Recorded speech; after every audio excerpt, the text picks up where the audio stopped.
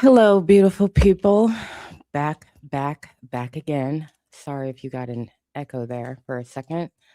I forgot I had the live open. Hello, good to see you. Good to be seen by you. Hit the like button, share the live. It is Friday night. Amen. Hallelujah. I do not have my glasses on, so you know what that means. And I'm opening a candy.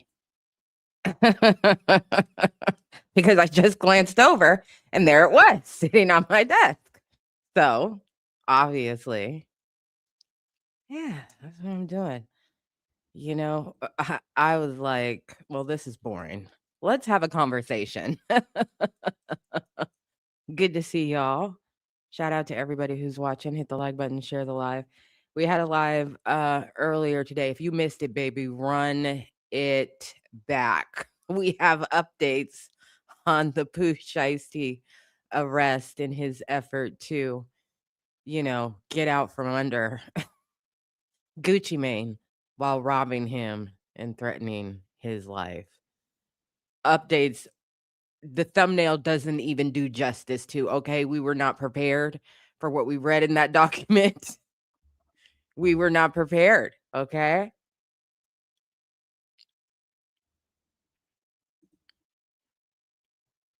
Princey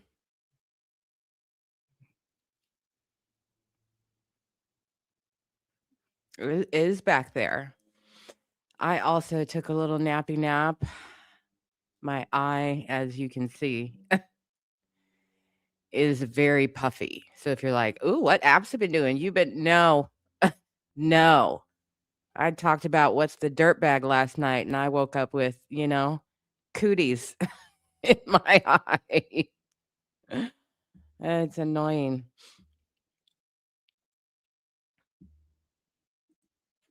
'Cause that boy don't care about nothing. Now he's over there coughing. He's been sneezing like crazy. Francie's got real allergies. Real allergies. Anyway, good to see y'all. How you doing? Hit the like button, share the live. Shout out to all the members, subscribers, and supporters in all the places. It is good to see you. We do have a little chat going. Is this not a chair? Claudia 72 having fun. The done deal. Good to see you. Theodra, good to see you. Che E, dropping knowledge bombs. Yeah, if you saw Donkey Delights in the poll and you're like, I don't know what that means, baby, I'm gonna need you to run it back. Okay. Watch the live from earlier today. You'll get it all.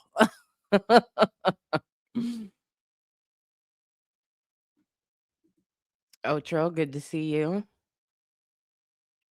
Kiki back after nap time. Yeah, it'd be like that. It'd be like that.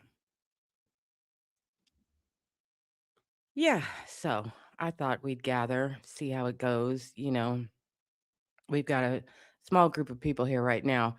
So the likes really should be a 1-to-1 ratio at this point in time. Don't play with your girl, okay? I'm not in the mood.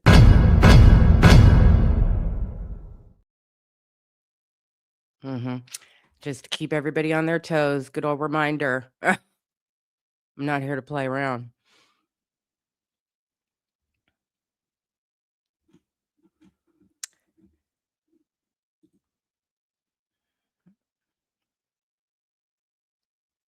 Nah, you can do better than that.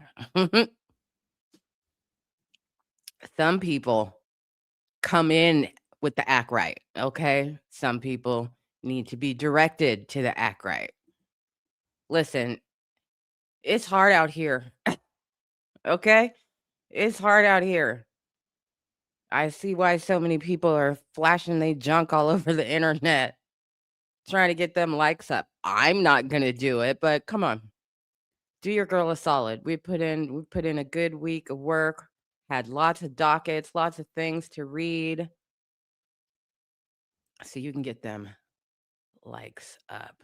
Good to see you, musical curiosity. getting us started on the goal. 9 to go. Make it happen, Captain. You got plenty of time. Baby, you got to take your whole shoes off when you come into my domicile, okay? But yes, you are correct. Hey, Pamela. Good to see you, beautiful. Yeah, so I don't know where else they're having a nuanced conversation about this project. Gentlemen's Club, I believe, is what it's called. Yeah, I know people are talking about it, but I don't know. I have yet to see,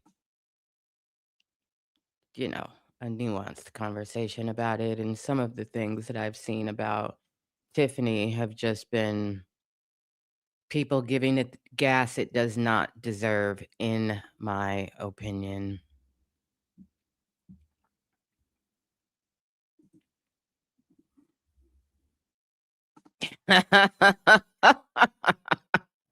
I agree.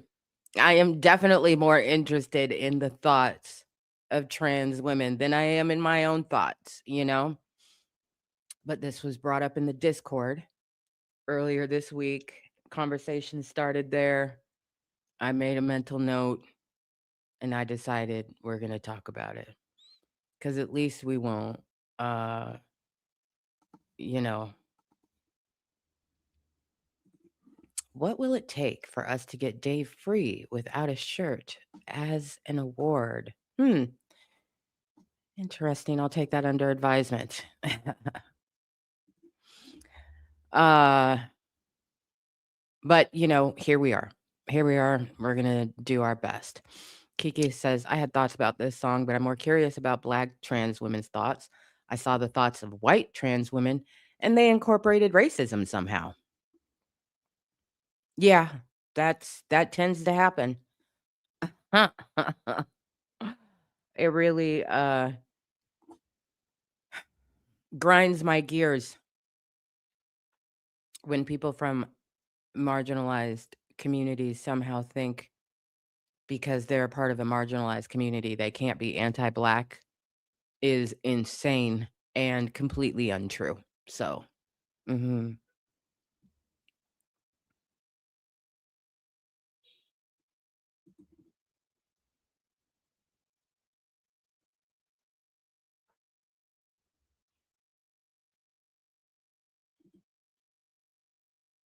Calvin, good to see you. Queer white people, don't be racist challenge. Impossible. Impossible. Impossible. They can be some of the people who are most resistant to an anti-racism lens for the very reason that I stated earlier. They use marginalization as a shield. I get it. No, you don't. No, you don't.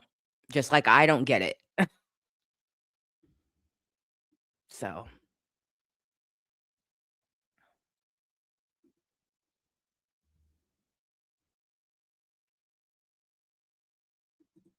it's all good.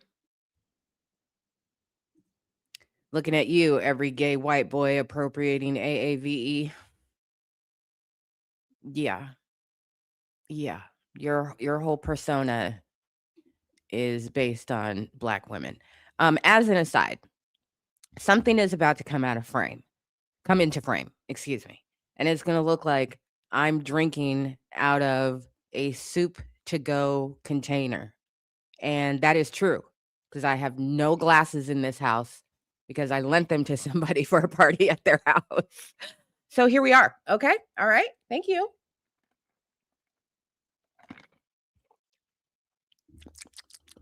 All right.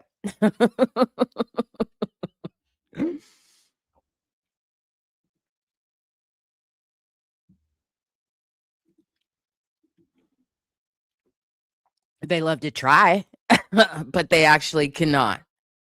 Yeah. No. It is the best Friday night cup there could ever be. I'm quite pleased with it. I've got all my mugs and I've got a couple of these. So, sadly, still no alcohol in this house. This would be perfect. Oh, this would be so perfect.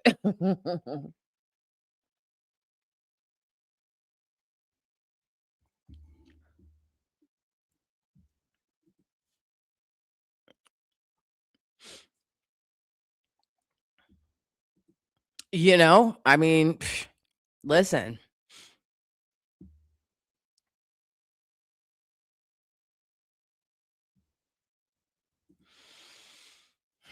at least it's not a red cup. Indeed, you all might be a little concerned about me if that were the case.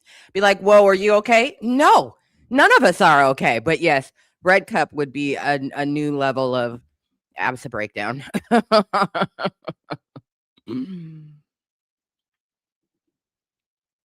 Mm-hmm.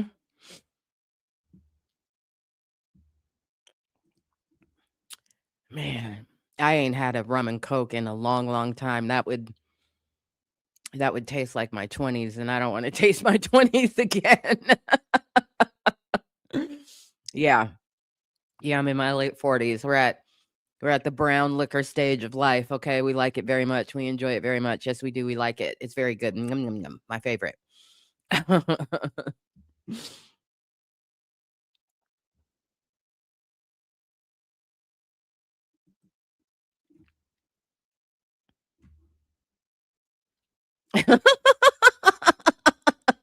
Double white cup would really make us concerned. Yeah, no. Mm-mm.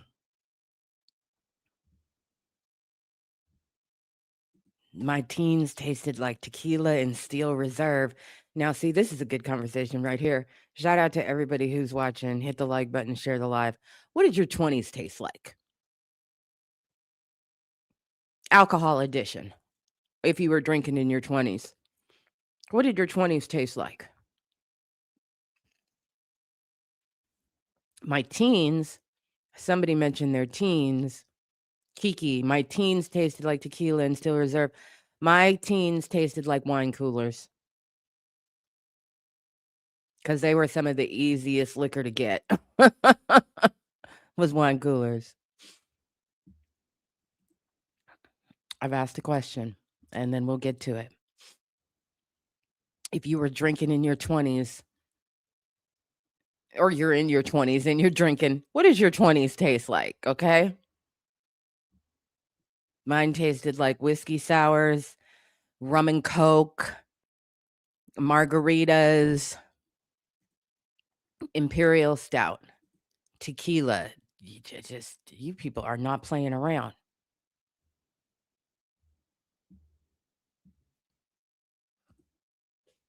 We gonna talk about it. We gonna talk about it. Kiki says, my 20s until I stopped drinking tasted like Johnny Walker Black, Corona, and Blue Moon. Ooh, Blue Moon. Wow. That's a. Oh, also Mad Dog 2020. That's also in my teen years. Yes, my teen years. Lil Abs was a little bit of a badass. Okay. Tequila and Fireball makes me want to throw up. Oh, Bacardi 151. Here we're starting off the live with me being triggered, me asking a question, and then winding up in a place of being triggered. Damn it. Clear rum and coke or lots of local beer, 8% alcohol. Mm, mm, mm. Ew, Fireball. Boone's Farms and Cisco in the teens. Oh my God, you are transporting me back to a time I don't want to go back to.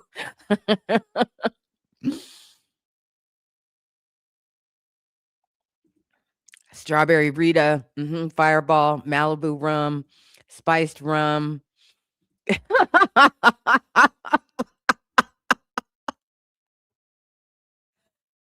Coconut water. Bless your whole heart, beloved. Oh my God, Four Locos. 20s was Four Locos and undergrad chaos. Oh, bless your heart. Young Peaches and Everclear. We're just gonna leave it there, okay?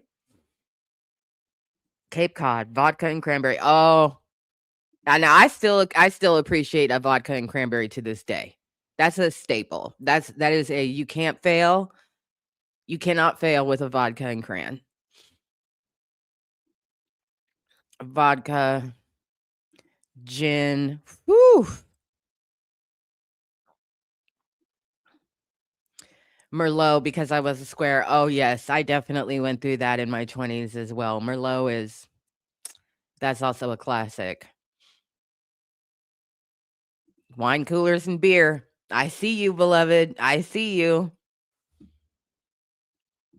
Claudia said, now I have standards. I know that's right. Mickey's Ice. Oh my God. Oh, memories. Ian J and OJ. That's a classic. That's a classic. 18 and 19 count. Yes. Whiskey sour used to be my favorite drink. You know who I got that from? Excuse me. I didn't even know. No, it wasn't. It wasn't the whiskey sour. One of the very first drinks I ordered, thinking I was being really sophisticated, was an amaretto with a twist. Does anybody know what rapper, true story, I got that from?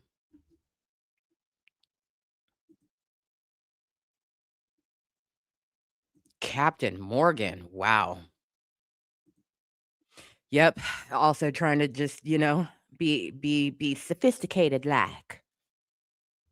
There is a fucking fruit fly that is second cousin to the fly.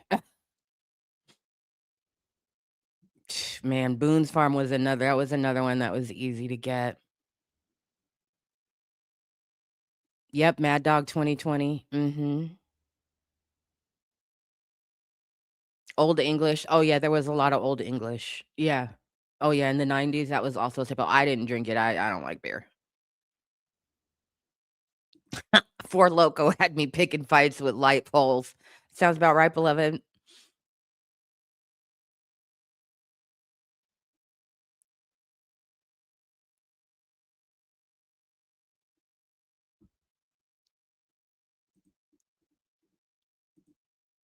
Amaretto is too good.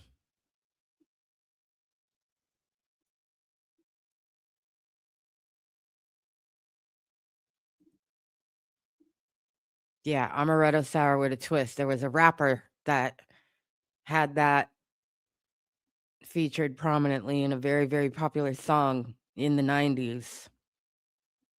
And I was somewhere,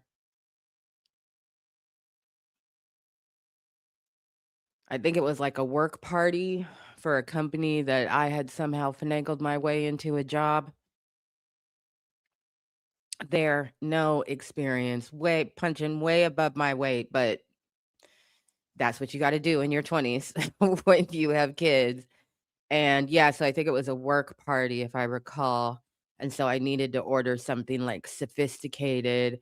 And I wanted to be like more impressive than just like something off of the wine list. And so I was like,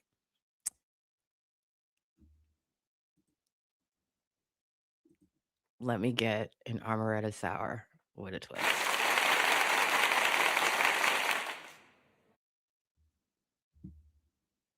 It was Lauren Hill. Very good. Oh my God. Yeah, Bartles and James that was a staple.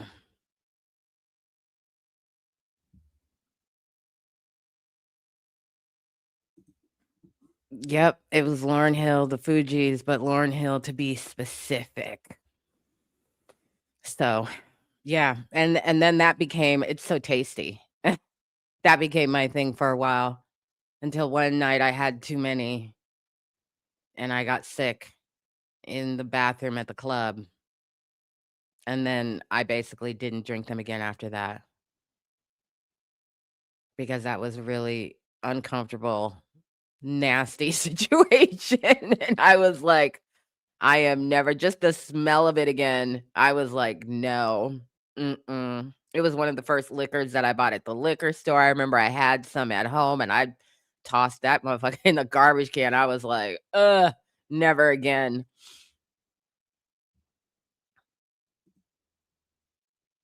Mm, so good. So good. Yeah, that much of that album, but particularly Lauren is still in my rotation to this day. But we're not here to talk about the joys of that. We're here to talk about this. YG has a new album called Gentleman's Club. Raise your hand if you've heard it.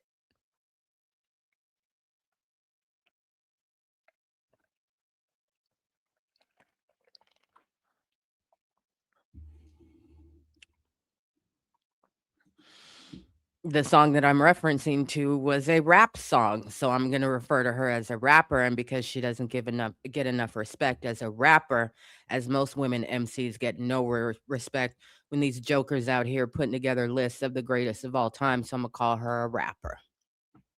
Okay, Imma call her a rapper. She had plenty of hoes in various area codes. How old is you? You might be surprised to know. Number 1, she got gold, and number 2, she had hoes in various area codes. You ain't know? Shoot. I was young in the day, okay?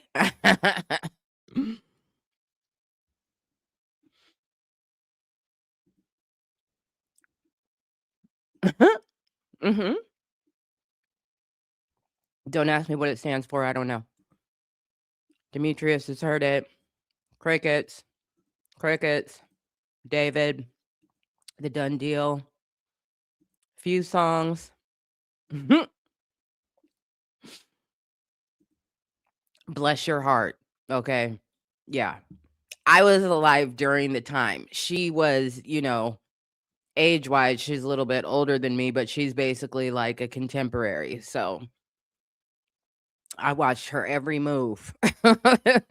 She had lots of gold and hoes in various area codes.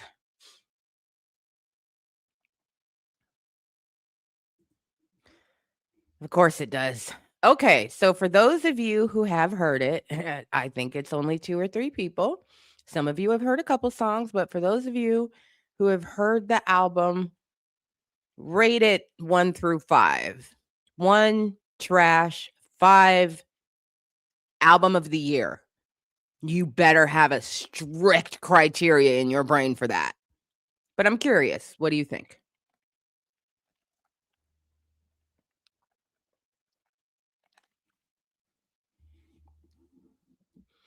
And isn't he the one whose partner kept him from doing very bad things during mental health spirals, or am I confused? Confusing him with somebody else. Good to see you, beautiful. Okay, we got 3 stars out of 5. That feels really high to me. Damn Whitehurst. Okay, but I'm not gonna judge. Okay, I'm not gonna judge. I'm judging a little bit, but I'm not gonna hold it against you. But I'm judging a little bit. 2.2.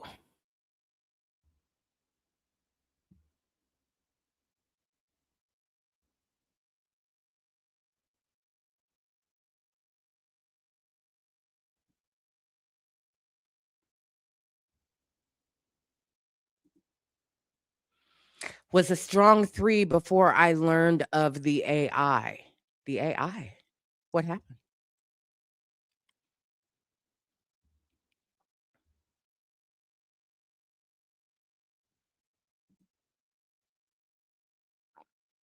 A 4?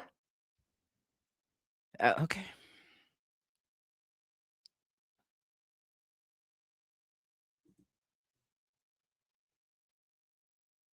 It's 1 through 5. You don't have to be hyperbolic.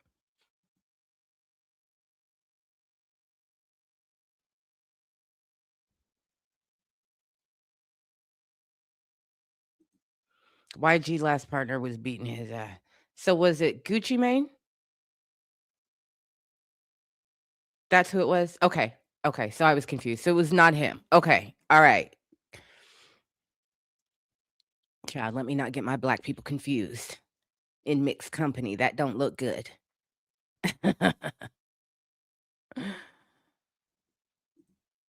Did not know about the AI. Baby, we learning things together. It's not your fault. We learning things together.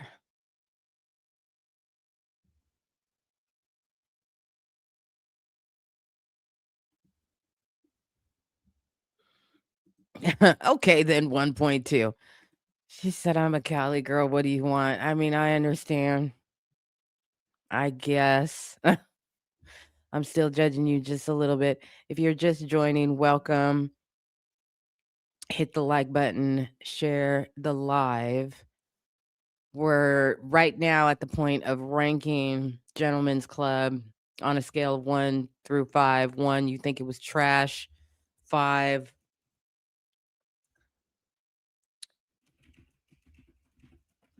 you think it's album of the year. Now, mind you, when you put your number in the chat, I'm gonna judge you, but it's okay. I love you. Really, I do.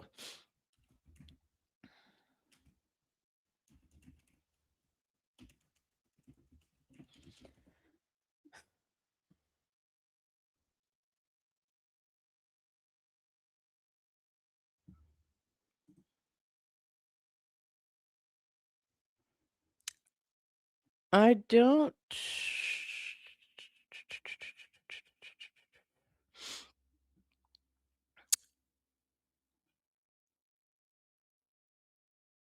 see anything jumping out at me regarding AI and this project, but if somebody does want to expound, feel free.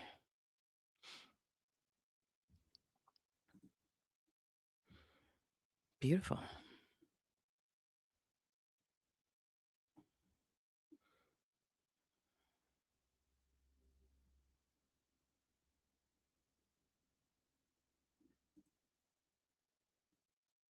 Hoyt Street Entertainment. I don't care for YG's music. I listened to like 2 songs only because I heard a lot of people speak highly of it.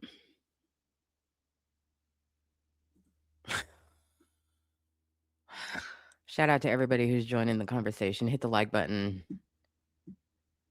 unless you want to see Rick Ross's titties. This is coming from the chat. So I don't know. I don't know.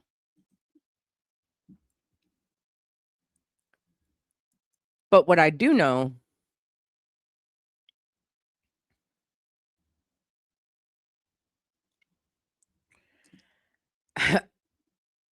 is this song, Tiffany. Hold on, let me close this damn. I swear to God, these janky ass hip hop websites. Hold on. Are always screwing up my connection with you all. It's fucking annoying. Anywho.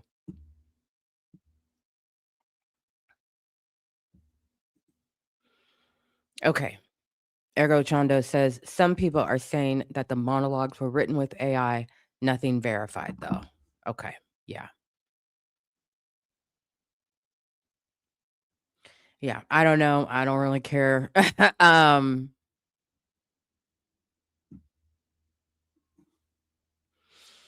This song is, here's my like issue. Spoiler alert. Tiffany is ultimately about an encounter,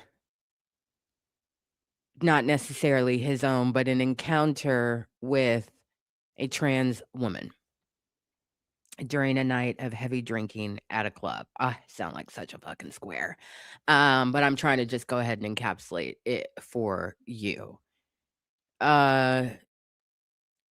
The dude in question that is, in the song that YG is the narrator of, does not realize that he is interacting with a trans woman and doesn't realize it until the end of the night when they're outside of his home. And then the song takes a really violent turn. And, YG has the trans woman saying a bunch of things about herself and being trans and God damn it, fruit fly. It's all very cringe, tropey, basic, disappointing, confusing also. Um yeah.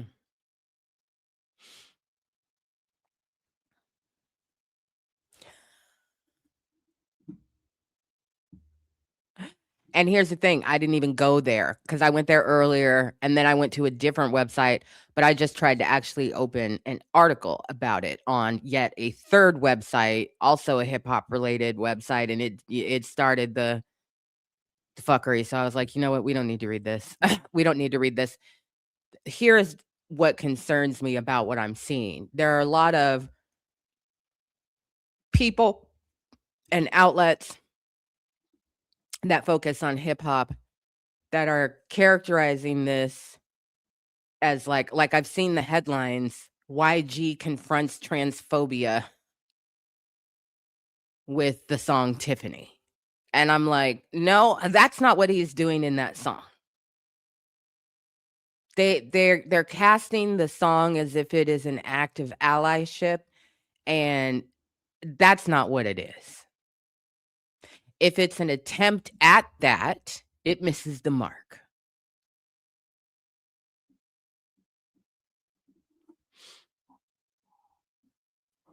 Now, see, I wasn't gonna say all that. Okay, I wasn't gonna say all that. I wasn't gonna go there. I wasn't even gonna go there. This exchange has me cracking up. Belize, Kiki, I'm in South Central. They play YG a lot in the hood. Kiki, I'm from the Bay. His music don't even reach 6 hours away.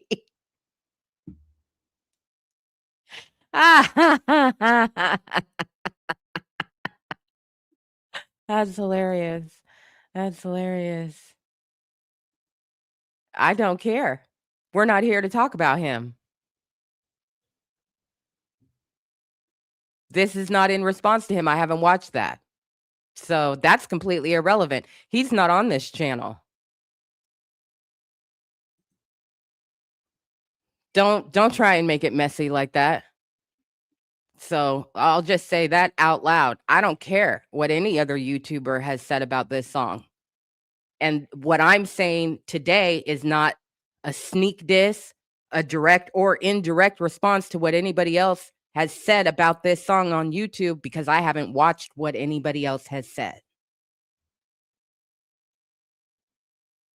And I've also made it clear plenty of times, like, don't do that when it comes to Skip and DJ. I am not the Skip and DJ police.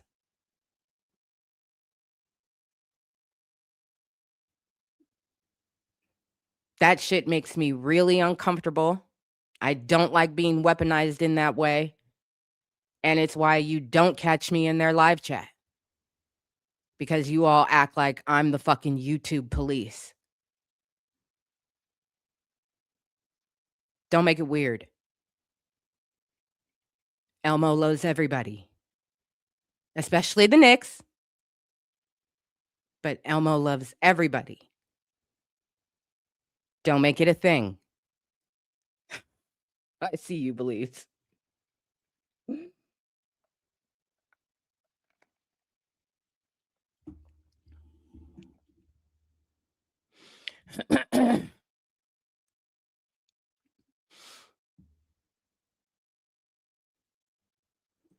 Thank you. I see you. Dr. Nunes says, is it better or worse than J. Cole's Safety? Kiki says, it might be worse than Safety because at least in Safety, no one threatened to kill the trans woman. They just called her a slur. So we're going to get into some lyrics here, and I'm going to do a lot of I'm going to be changing words because Child, we've had some topics the past couple lives where I ain't been able to get the after hours monetization off. So I'm gonna do my best, okay, to get through this. If you're watching for the first time and you're like, oh my god, she's a prude, she doesn't want to say these words, baby, run it back 2 lives. I will cuss like a sailor all through a live and don't care. But the moment I start cussing about racism or start cussing about this kind of thing or start cussing about the blue and white flag place, I immediately get a notice from YouTube. You are not monetizing this video. So I can cuss, but I can't cuss about specific things, apparently.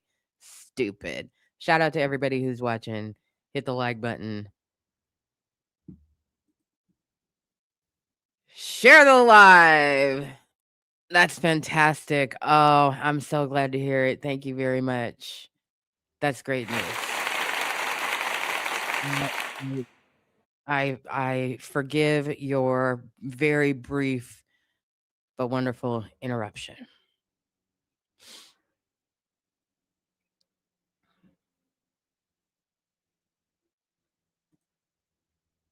You know you've heard I love it, huh? Okay, well, that's nice. I don't give a shit what you've heard about me. I'm here to represent myself. So, welcome. That's how we get down around here. All right.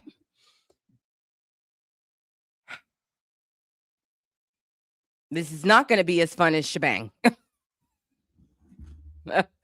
It's really not going to be as fun as shebang. Okay, it's going to be really unfortunate and awkward. Here we go. I got a story to tell, man. I got a story to tell. Got a story to tell. I got a story to tell. On this night, Chris met Tiffany. Tiffany was at the club wearing Tiffany. In the middle of the club, they played Central C, and that's how they met. I guess it's meant to be. Tiff came to the table, asked for a drink. Chris was like, you a baddie. Shit. What's good with me? They went shot after shot as he lit the tree. Drinking, I also don't have my glasses on. Okay. Drinking like they ain't trying to have memory. When Future came on, she like, this my song. Poppin' ass, Chris like, I gotta get her home. Cardi B came on, she started showing thong. Like, A, with her tongue out, she in that mode. Chris in that zone, he was trying to roll. Drunk off that lick, he was trying to score. His homies wasn't ready though. His homie met a bitch with ass that wiggled like jelly though. So they stayed, more liquor got chased, drunk and high, they was in a daze. Chris like, whatever Tiff want, okay. Tiff thinking like, I found my bae. And this chick that Chris knew walked up. Tiff knew her too, but Tiff tried to hide her face. She looking at Chris like, don't do it. Tiff looking at the bitch kind of sideways. And shit's getting weird. Chris see, but he drunk, his vision barely clear. Tiff like, let's go, let's get out of here. Chris drunk, if he drive, he probably hit a deer. And then there's an interlude that I'm not going to read, but it is a fight of cussing, okay? F you, bitch, not F you, bitch, all of that kind of stuff, okay? I'm not going to read that. Second verse, it is kind of long. And that was another thing that kind of disturbed me because the outro actually happens and then there's a bunch of other stuff. And I was like, oh, this has gone from unfortunate to ick to ooh to crossed over to something else entirely. So yes, discount United in Grief. Chapter 2, verse 2. All the commotion made him sober up. They told him his hose was fighting in the club. Chris like, nigga, fight for what? That wasn't my hoe. We ain't never had a fleshly conversation. His homie like, I don't know. This shit is a dub. But the B was for sure trying to tell you something. Tell me what? I don't know. Nah, tell me what? Then Chris like, F that, we gone. Where Tiffany? Tell her, come on. We got a long drive home. So they walk to the car, Tiff alone, but in the car, they ain't even speak. Soon as Tiffany got in, she fell asleep. Chris driving, laid back in his seat, thinking how he finna beat them cheeks. Jesus Christ. These one syllable ass rappers, I swear to God. Uh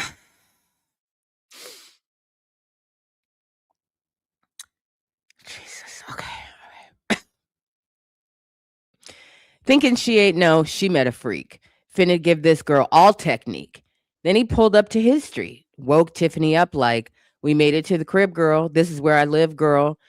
It's a given, and I'm here to give, girl. Yeah, give you something in your ribs, girl, because I've been waiting all night for this, girl. Come a little closer, give me a kiss, girl. Damn, you look good biting on your lips, girl. Super thick, put his hands down her hips like, do you know how to drive stick, girl?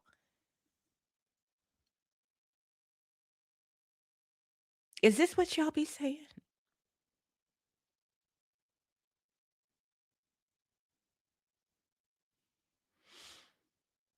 Is this how y'all is this macking?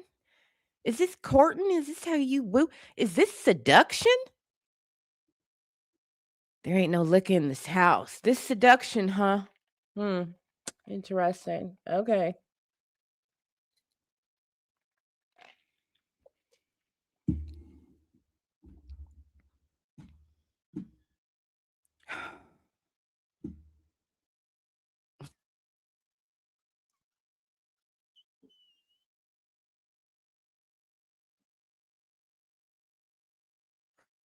Oh my God. Oh God. This is a comment that has a beginning, a middle, and an end. It is a full journey. Okay. You don't know where you end up when you start it. Okay. You hit the middle and you're like, red water. And then you get to the end and you're like, I could not have anticipated that this was actually what you said. This song, like the red water that comes before the ketchup. What the hell? I swear to God, the way y'all's minds work. I wish I could think this way.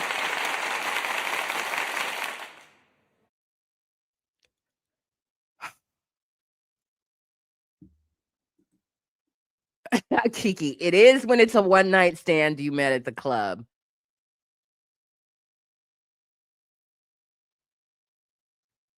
Yeah, I guess you're right.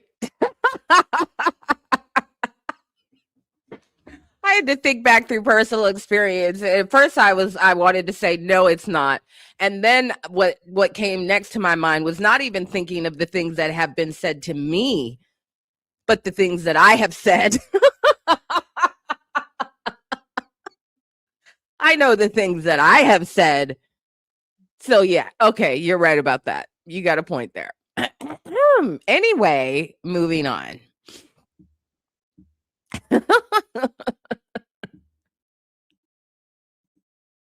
Alex, I've said some shit, but all up in the ribs is a little wild. I mean, right? It's not a one to one comparison, but I've said some shit in my time. Woo, yeah, I've said some things in my time. Okay. Anyway, oh my God, the red water before the ketchup. Put it in the lube, I swear. Okay. Okay. Do you know how to drive a stick, girl? As a matter of fact, I do. Ow, my eye. Oh, okay. Um, do you know how to drive a stick, girl? Kissing and touching, 3 in the morning. So, Chris was rushing. Chris pulled his pants down. She was blushing in the car. I mean, it's been known to happen. Uh, Chris pulled his pants down. She was blushing. She was rubbing on his woody. Jesus Christ, this is 14 years old. Oh, okay. Um, she was rubbing on his woody. He like, is it creamy? Is it pudding?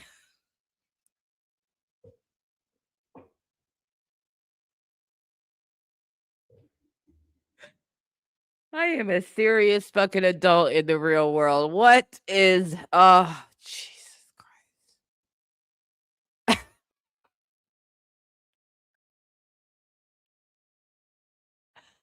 Uh-huh. Uh-huh. Is it creamy? Is it pudding?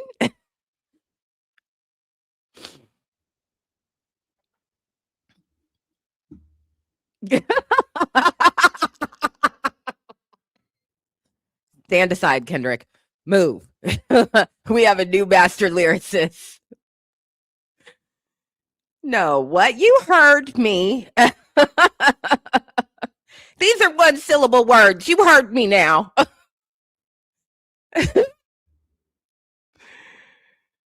YG wants his snack pack.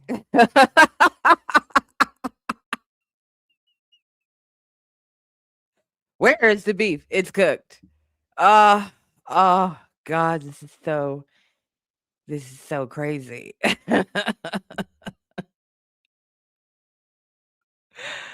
Woo.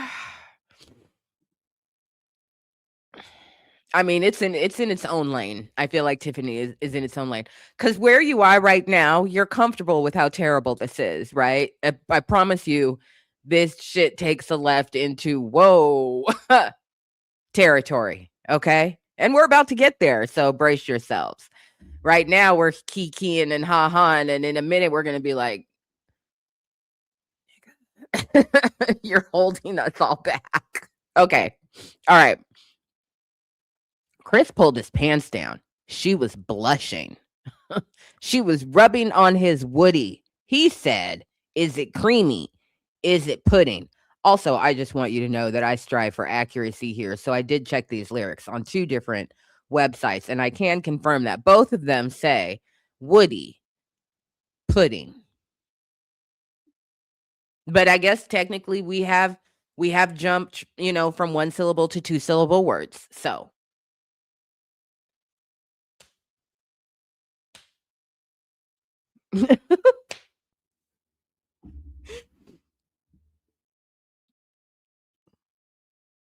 but bump. Tiffany Grippy shebang. We now have a lyrical hall of shame. Oh, that's pretty crazy. Okay. I'm sorry that I keep going over this, but we're about to get to the sharp left, so make sure you have your seatbelts on. She was rubbing on his woody. He like, "Is it creamy? Is it pudding?" Off with her clothes, he was pulling. She like, "Wait, I got something to tell you." What? I'm a trans woman. What? I'm a trans woman. Outro. I'm not going to read it. It's violence. Okay, that's the outro of part 1 is just pure violence. Sorry, if you don't know, I do have you can you can see the puffy. I woke up this morning with an eye situation.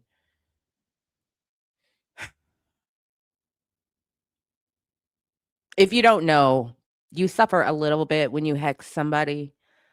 So, I wear it as a badge of pride, but it is bothering the hell out of me. Okay.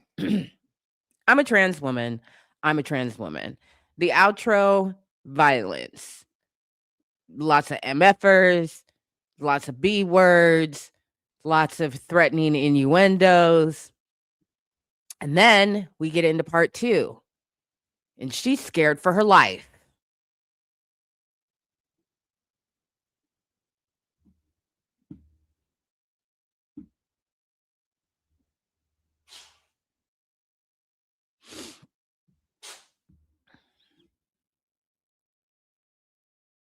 You see him back there sneezing all over my couch? Cat sneezes are nasty, in case you're wondering.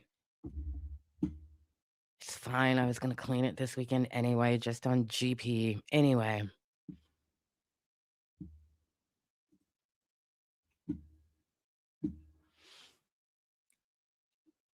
Part 2, intro. No, please, please, please. I'm sorry. F you're sorry, you disrespectful MFer, you disrespectful MFer. No, I'm sorry. I swear I should have told you. I should have told you. Please don't hurt me. Please don't hurt me. Please. B, you had your MFing time. B, you had your effing time. B. Chorus. I got voices in my head telling me to leave him dead. Ops talking about they got money on his head. F that. I'm trying to walk down my man's tonight. Click, clack, bow. Might pull me a trigger. Just like that, bah, murder me a nigga. 223 shells making holes bigger tonight.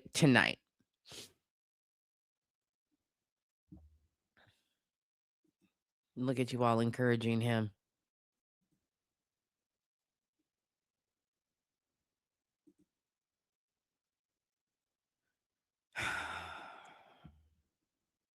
Verse 2.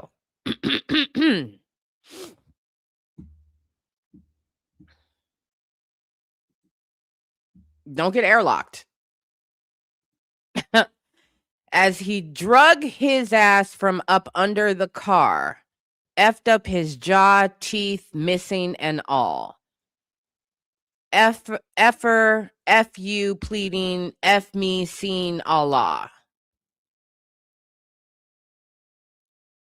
F me being the reason you'll be eating out a straw. I'm trying to be the reason you ain't breathing at all. Yeah, I gotta be the reason you ain't breathing at all. All I'm seeing in my head is you leading me on. And for that, you finna be dead right here on this farm. Master manipulator acting like a hoe. You should have let me know. The disrespect is bold. You really let me. I was taking off my clothes. I cannot live with this. You gotta go. Then he grabbed the Glock 4.5, put in the clip, cocked it, heard it click, pointed to her face, then everything switched. He like, man, I can't do this to a bitch. What would you do if you was Chris?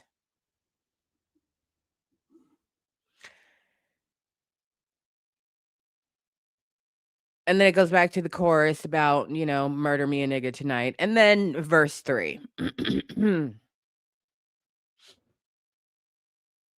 He like, bitch, I should kill you. Man, man, be. I don't even know who the real you. I don't even know. Yeah, I don't even know who the real you. That's why I'm finna to drill you. Heart full of hate. Anything you want to say before I let this Glock spray? They said, see, this is the reason I ain't say shit. I'm scared of the violence. I don't know how you was gonna take it. I know it ain't an excuse. I know it ain't gonna change shit. The situation, this situation, the strangest, but let me explain it. I struggle with identity and fear being judged. The truth never set you free. I knew in the end, it's some blood.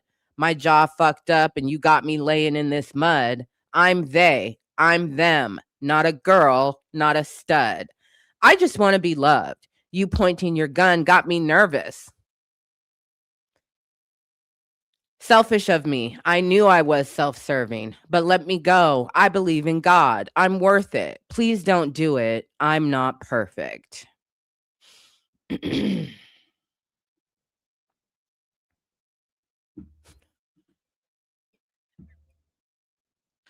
This 4 score and 7 bars ago ass song.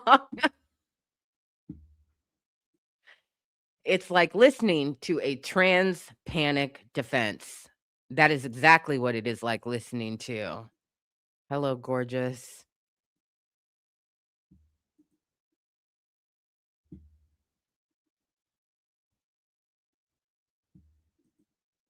And there are a bunch of articles out there that say, oh my gosh, so brave, so courageous. YG confronts transphobia in this song.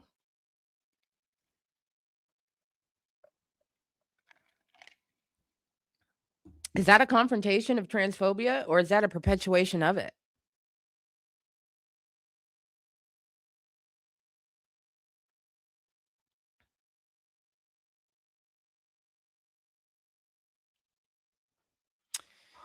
I hope that we make the goal tonight because we are about to reach the point where I'm not going to be able to monetize this video if we haven't gotten there already, because Auntie got some things to say in case men don't know. I'm talking about you straight men, hetero men, black men who identify as straight hetero men. Brace yourselves. I'm going to let you in on a little secret, okay? You ready? You sure? Okay, here we go. You can't be tricked into dick.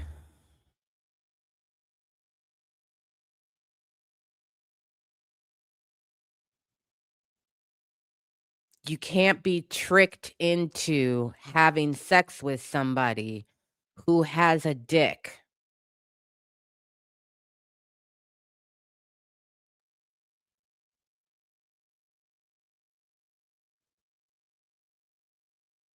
There's not a trans person on the planet who values their pulse that is gonna try and trick you into sex.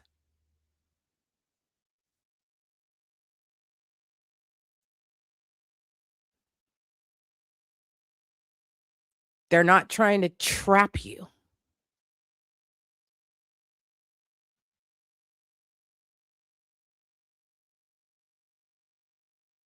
"Oh, you seduced me. Oh, you led me on." I'm confused. I don't know what I am. I'm a man, I'm a girl, I'm they, I'm them.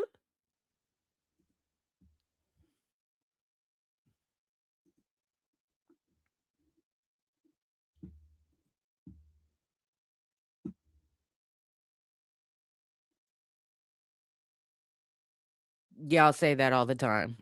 We're not getting into, you know how much merch I have that literally arose from you should make and I make it. Yeah, okay, but thanks. You better confront what you're attracted to. Now, unfortunately, and I'm going to make a generalized statement here, okay? So, allow me the grace of painting this with a broad brush. But unfortunately, Black men in America are the furthest away from understanding that gender and gender identity and sexuality, all of these things are actually on a spectrum. They have always been on a spectrum. And just because the adults around you or the education system that you were in falsely presented you with a binary doesn't mean that these things weren't always the spectrum. Male and female are opposite sides of the spectrum. There's a bunch in between. They're not right next to each other. They're on opposite sides for a reason, because there's a bunch of shit in between them. But Black men are the furthest away from that level of information, not just because of society, but because of slavery.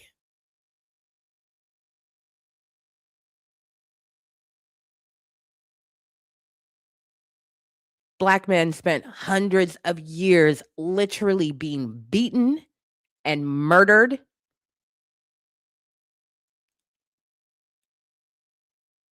because of their manhood.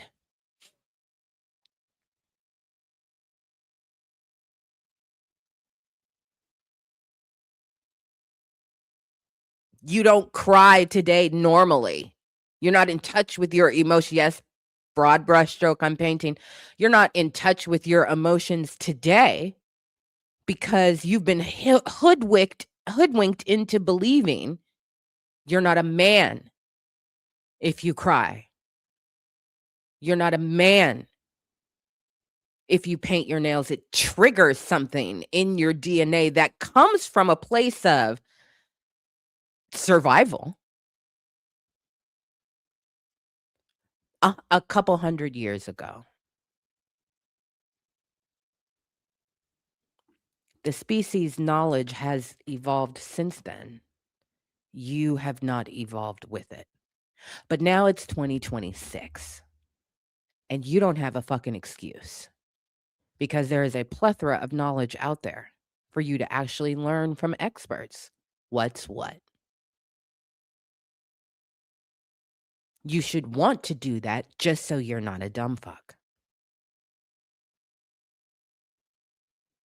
Along the way, you will learn things about gender and gender identity and sexuality.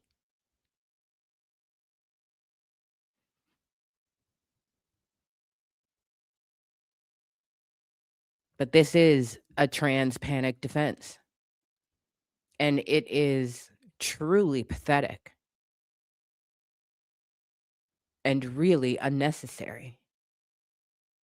And because we don't have enough YNs in the culture who are prominent, who people actually watch, who can have this kind of a nuanced conversation, you just dropped a bomb in the middle of the culture. Ain't nobody prepared to disarm it and explain to people what it is. Certainly not you. None of your proxies either. All this does is reinforce in people's minds that trans women, look, a part of their shtick, a part of their MO is to trick you into believing that they are a woman. You don't know what a woman is.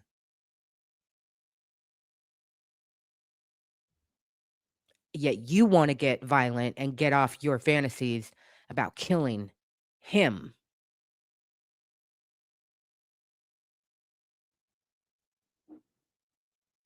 You don't know what a woman is.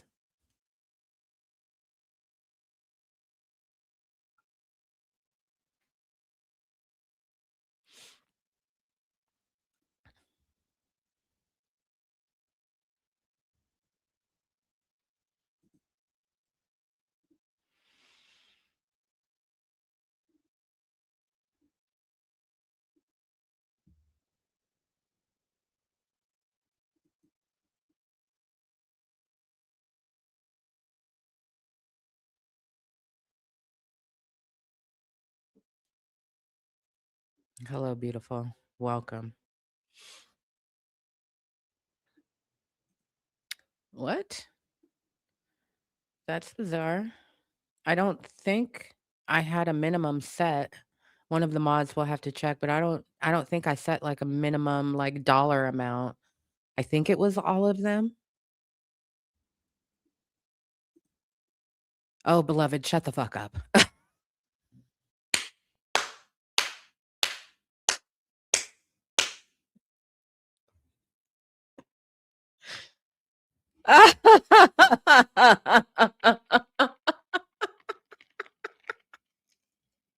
Stop trying to play in my fucking face. I am not Boo Boo the Fool, and I am not one of your little ass friends. Words mean things. I said sentences out of my mouth.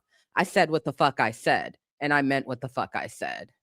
And I'm not playing the ignorant dozens with anybody on this basic ass little conversation that people love to distract with. Woo! Child.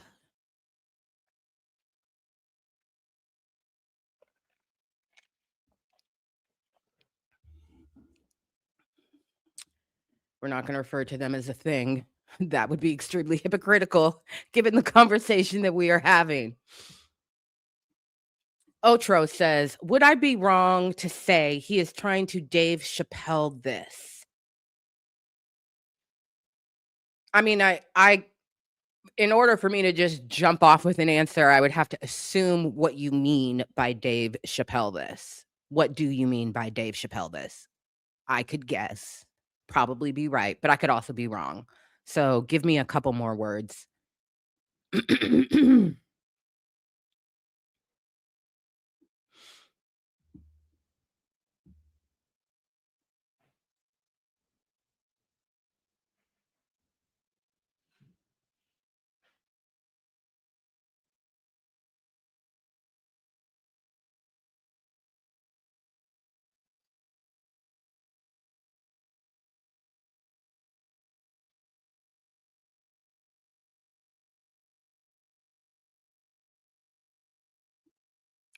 Yes, this is a great point. I should have led with that as a disclaimer. Just like I am disinterested in what white people have to say about black people, the culture, our music, etc., I am completely disinterested in what cis men have to say about this. All of your little excuses, your little rhetorical dumbass questions. You a dumb fuck, beloved. And you are not tall enough for this ride. So we're not here to have some fake TikTok debate. Prove me wrong. We don't do that here. Thank you, Kiki, for that reminder.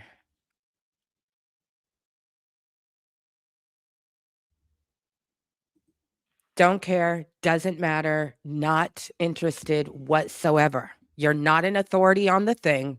We don't need for you to agree with us for us to be right about the conversation that we're having. Period. You will get airlocked out of the ship because that's all stupid is good for. You're here to learn what it is like when people are unforgiving about your dumbass ignorance.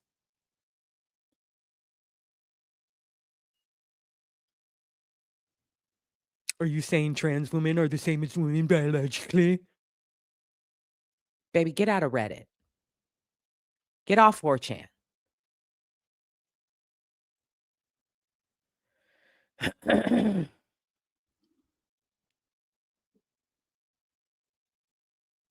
So I'm not going to give you this.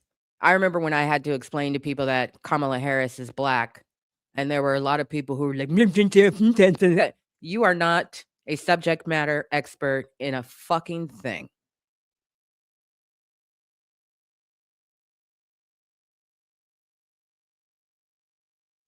I don't care if you disagree with facts.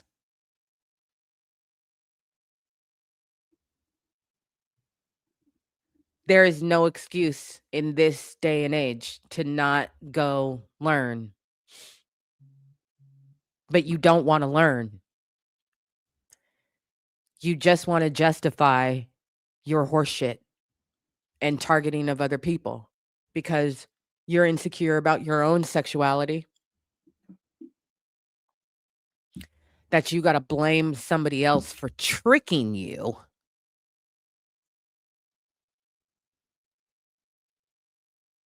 Because you are uncomfortable with the fact that you were attracted to them. That's a you problem.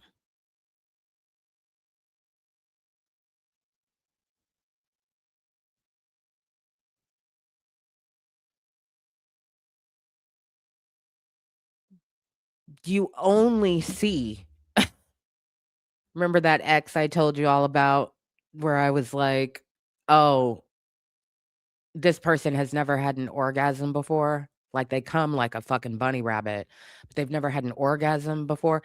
These are men who just see a vagina as a utilitarian receptor in which to get it off.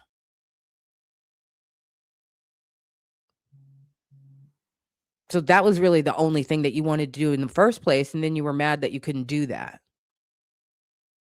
You didn't like the receptacle.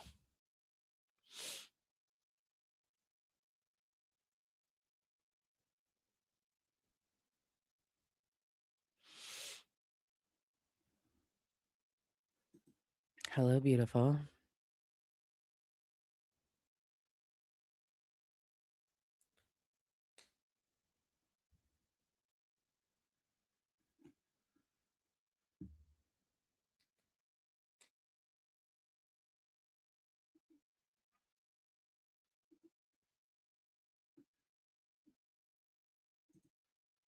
Yeah, it's so basically pathetic. Tam Whitehurst. Men who don't understand women don't understand women. Not surprising at all. Also, I couldn't send my messages from my phone, only my Mac. Oh, that's bizarre.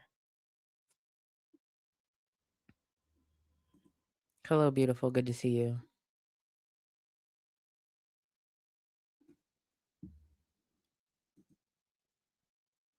Yeah, again, it's just like I don't feel any obligation in today's day and age to be like, okay, I'm the one to teach it to you. I'm not gonna do that. You can't go a day on social media and not see some queer shit. Just follow the breadcrumbs from there, beloved. Become an actual citizen of the world. You don't have to agree with it, but if you wanna, be an active part of humanity, you can do your best to learn about it.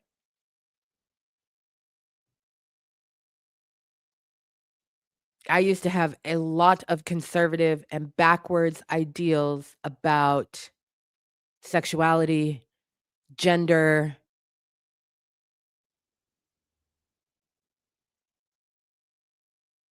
So I've been there. I speak from experience. I speak from experience.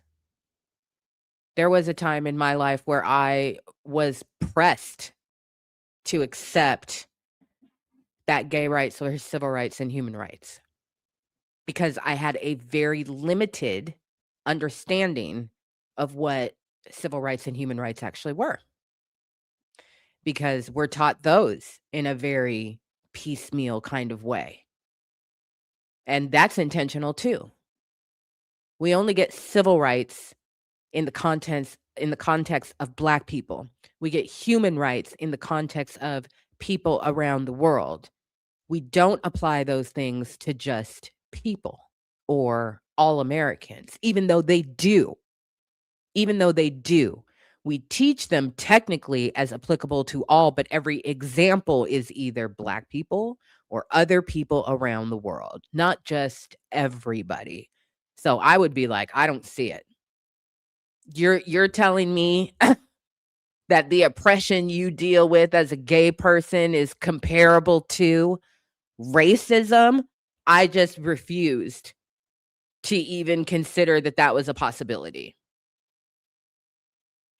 Obviously, that was that was a long time before I understood my own sexuality, and I was a whole ass adult working in civil rights. There's a conundrum for you.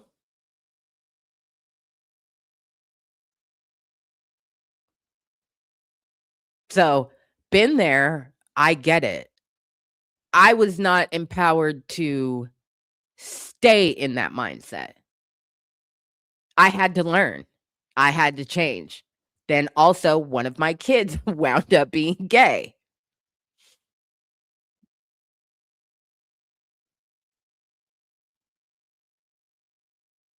And if you're asking me like, did you know at a young age? No. Did I know she was gay? No, I didn't know she was gay until she said, "I'm gay." And I said, "Okay."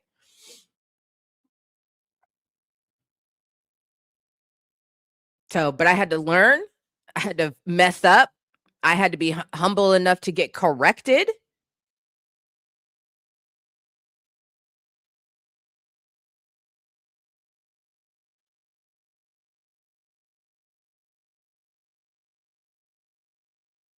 So, this it's so basically transphobic.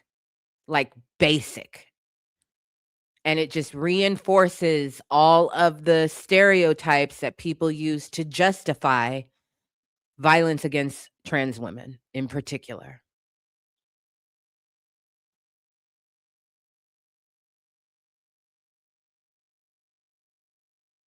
And that's really unfortunate. Really unfortunate and really, really unnecessary, you know?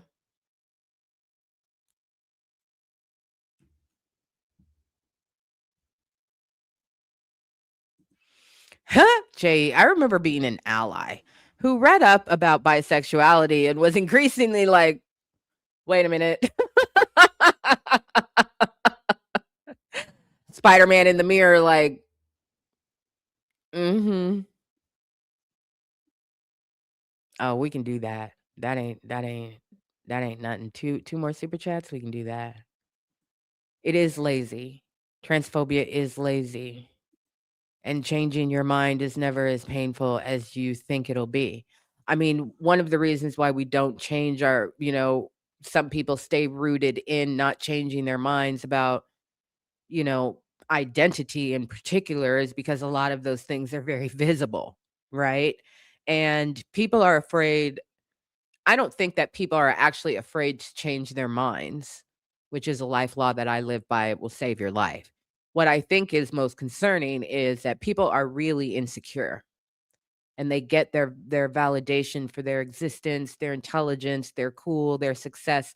They get that externally from the people around them.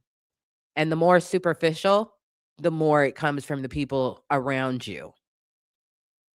Case in point. Um, so I don't think that that they're afraid to change their mind. I think it's that they're afraid to be alone. They're afraid to lose people. They're afraid for the people who co-sign them to suddenly be like, what they're doing to what's his name? Playboy Max? What they're doing to him on the internet right now. They trying to get that man to off himself. It's crazy. And he's not a perfect person. He's had a lot of scripts and all of that is true. But this man is just trying to express what he likes to wear and how he likes to do his hair. And I mean, he may as well have come out as a trans woman, the way Black men in particular are going out of their way to make videos about him that are both homophobic and transphobic. Man painted his nails, got a tattoo, and dyed his hair blonde, and the homophobes are in shambles.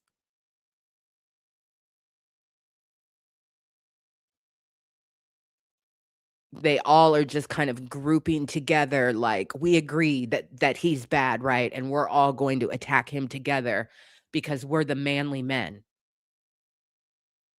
So if we all attack him together, that just reinforces that we are the manly men and he is not." It's the same thing with this Biscuit Head Ass song.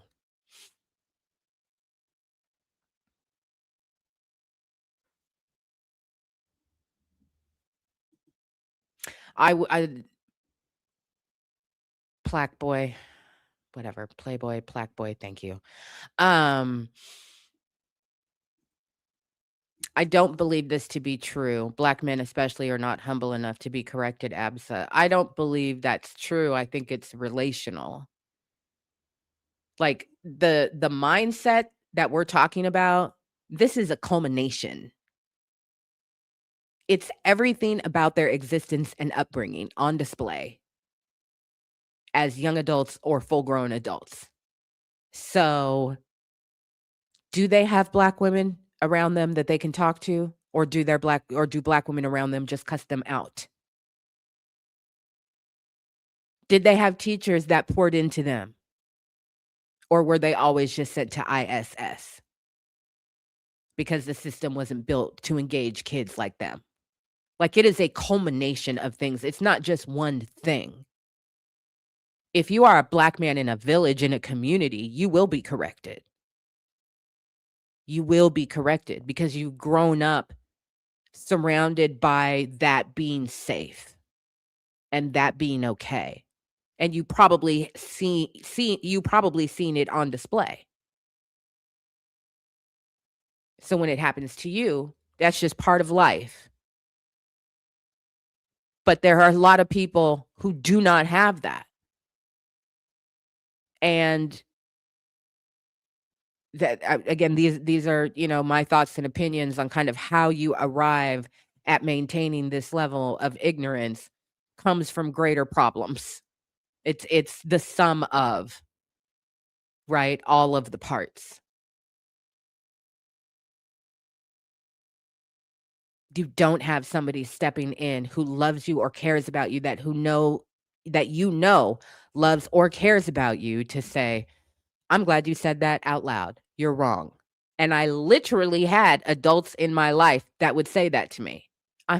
I would say something and one of my aunts would be like, "I'm so glad that you said that out loud so that I could hear it because you're wrong and you need to know that that was wrong." And then she would explain to me why it was wrong.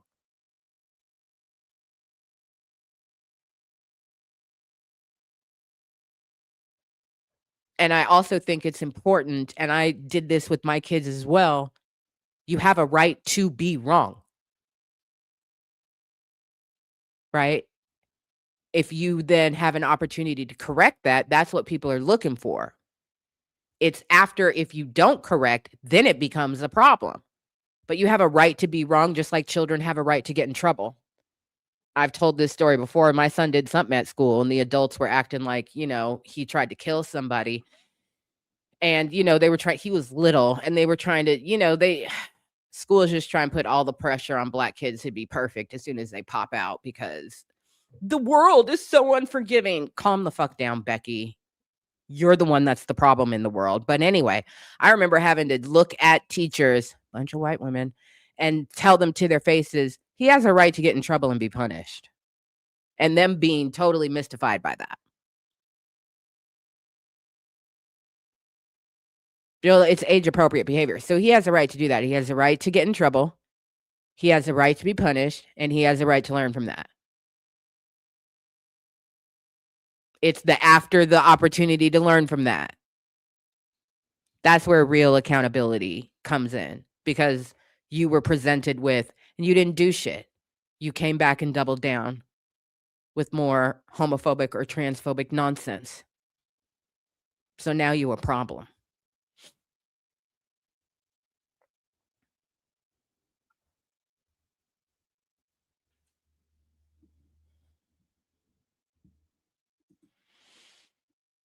We've been here 1 hour, 22 minutes. So I think it depends on a lot of circumstances, you know? And when you're at the stage where you feel totally comfortable running out there with a song to get it off and you've literally I don't know how many, minutes it is, but it's literally 2 songs in one. There's a part 1 and there's a part 2. Part 1, intro, verse 1, interlude, verse 2, outro, and then part 2, intro, chorus, verse 1, chorus, verse 2, chorus, verse 3. He felt some kind of way because he spent a lot of time and a lot of lines and a lot of one-syllable words putting this together.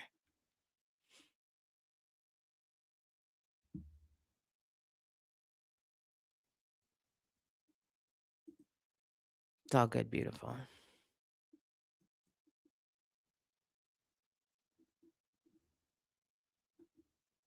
Yeah, because if that were the case, baby, the abortion rate would be much higher. We ain't got time for that. We ain't got tired to breed a whole gender of, human beings who won't change their minds or can't be corrected. That ain't helpful. That's what white people do. They already got white boys for that. It's Friday. What do you want from me? I said what I said.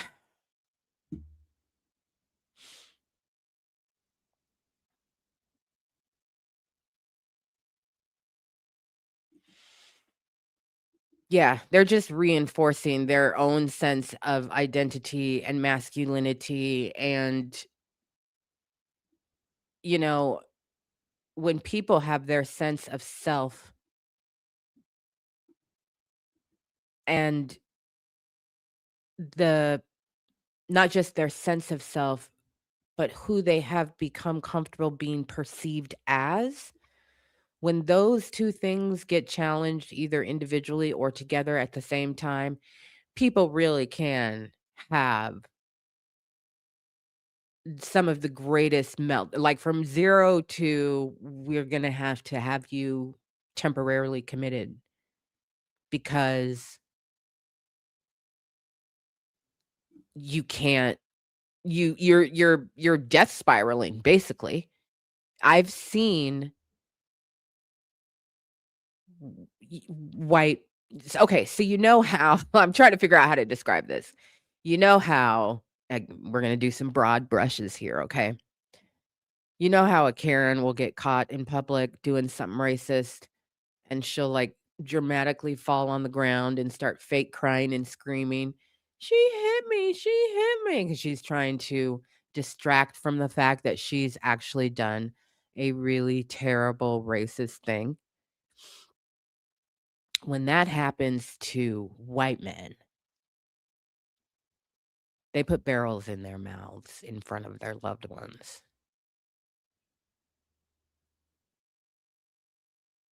and they're serious about it because the perception of them that they had become accustomed to is now shattered. People in your life know, people at your job know that you like to go out on the weekends and hurl the N word at people, even though on Sundays you're one of the church leaders and you're preaching this we are the world kumbaya nonsense because you help teach Sunday school and it makes the parents really comfortable and you know that's the popular shtick. But on Friday and Saturday night, you running up on black people, hitting them with bats and calling them the N word, and now there's video. Those men, once they realize the jig is up, they literally become prone to self-harm. And it goes like that. Like it's real fast.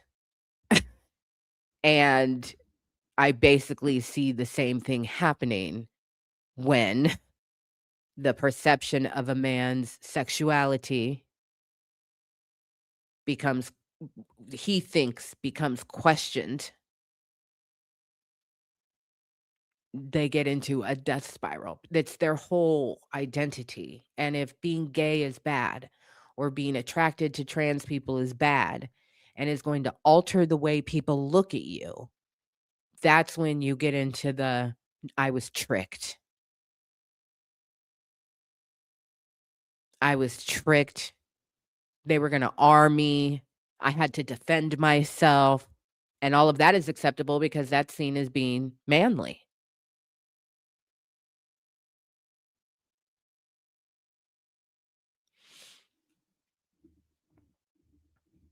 So I actually do believe, because I've seen it with my own eyes, that there is a panic that happens. I don't believe it should be allowed to be used as an affirmative defense to violence.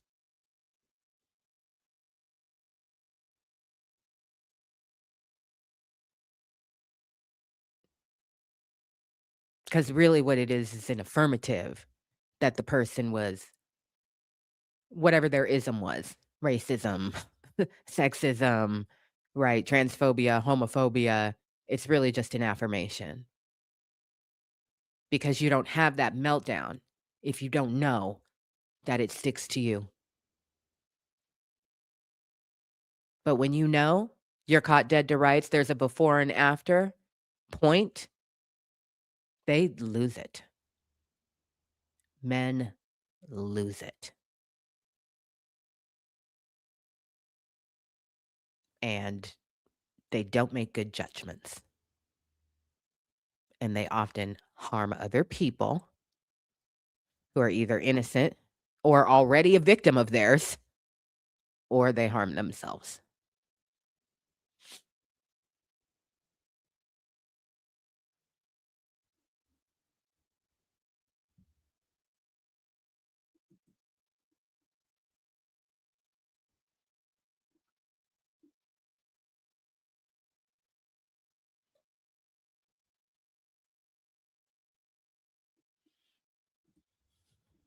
Yeah, I mean, we've got CTE. I think we should be studying the brain for other things as well.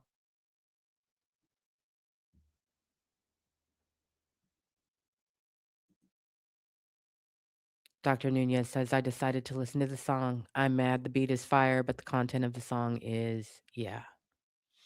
Yeah, yeah.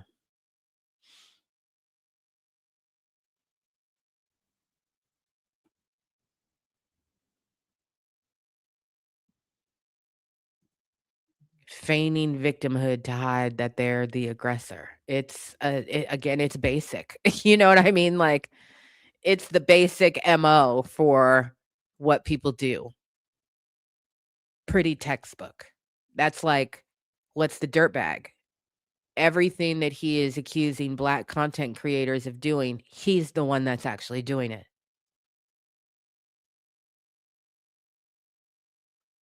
That is some MAGA shit. That is some white supremacist nonsense. But it's textbook. It's textbook. And this is textbook homophobic trash. And again, it's about intention and not, I mean, it's about impact and not intention. So it doesn't really matter what his intention was, right? But to give him to go for these glazing ass publications and reactor accounts to go so far as to say he's confronting transphobia with this song.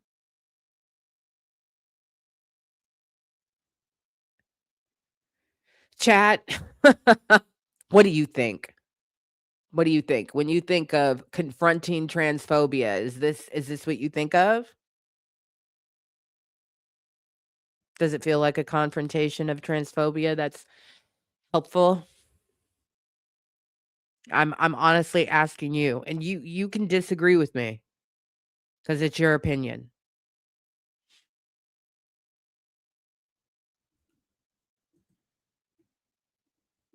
I know they wouldn't let me just put crack and a crack pipe on the thumbnail, so I was like, "All right, snow then." Doesn't feel like it, not at all. No. Otro, I'm still asking, is fighting transphobia in the room with us? It's predictable and typical. Yeah.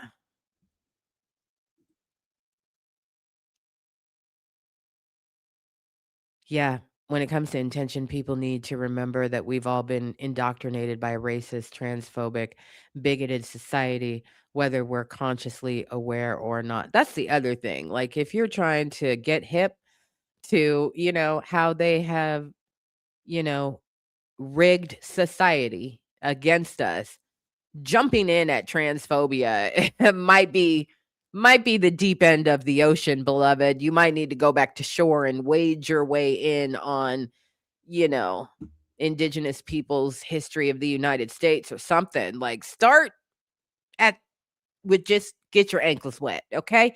And then work your way forward. Make sure you got your little floaters on, okay? All right. It's there, but it's not fully realized. Not unless there's a greater overall narrative. Thank you. No.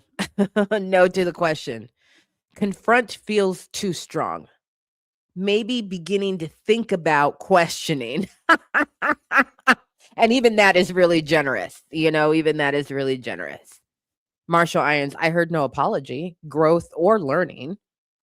Demetrius, if this is a confrontation, it's between a man who doesn't understand what he's seen and a heterosexualism invented falsehood. Oh, I like that. Look at you with the big words tonight. Maddie Warhol, in my honest opinion, I get the intention, but it's so fraught with stereotypes and lack of nuance and information that it does further harm than good. It's like those folks that think that just saying what they did is apologizing for what they did. That is a great observation. It's like those folks who think that saying what they did is apologizing for what they did. Right. Yeah. I mean, I know I took your car without permission, and then I crashed it and shit, and the police impounded it and whatnot. And I wasn't supposed to do that. Um, anyway, you up? Nigga, what? But I'm saying though, no. Karaoke and vodka. He's not that smart to mask this as fighting transphobia, clearly. Emphasize 11. I see what he's doing because I've seen how he's been changing his approach of music, but the execution doesn't land fully.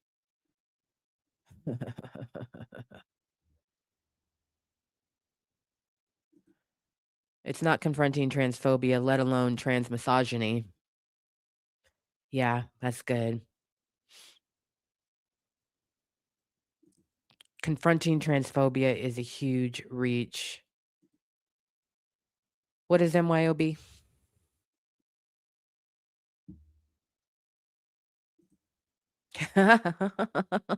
Kiki says, I think he is confronting it by perpetuating it. It's still riddled and even closes with the past mindset. I'm sorry that you let me take your car without permission.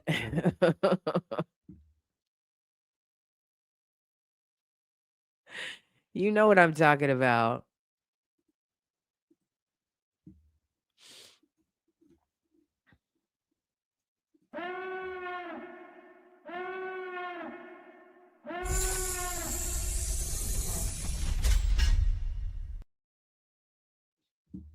Oh, wait. Wait. Let Jonah back in. Don't airlock Jonah. Oh my God. I totally see. This is the problem. This is the problem. I know.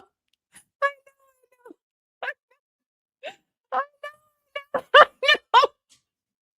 No. One of the mods could do it. I know Jonah's like, did this motherfucker just airlock me for answering the question? Yes, I did. Because honestly, I thought you were mocking somebody. I'm so sorry. I'm so sorry. Reel him back in.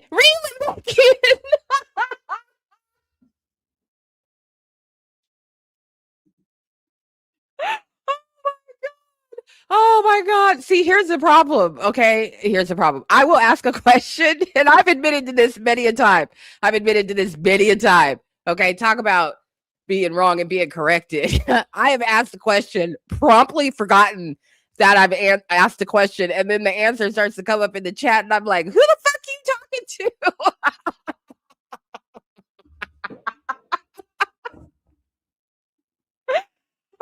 Oh, oh my God, I'm so glad you're not a dusty hoe, because a desperate mofo would have immediately made a video. I learned that last week. APSA can't hang with me. I challenged APSA. Nope, that was me. I did it. He's breathing. We got him back in. Quick, get him a juicy.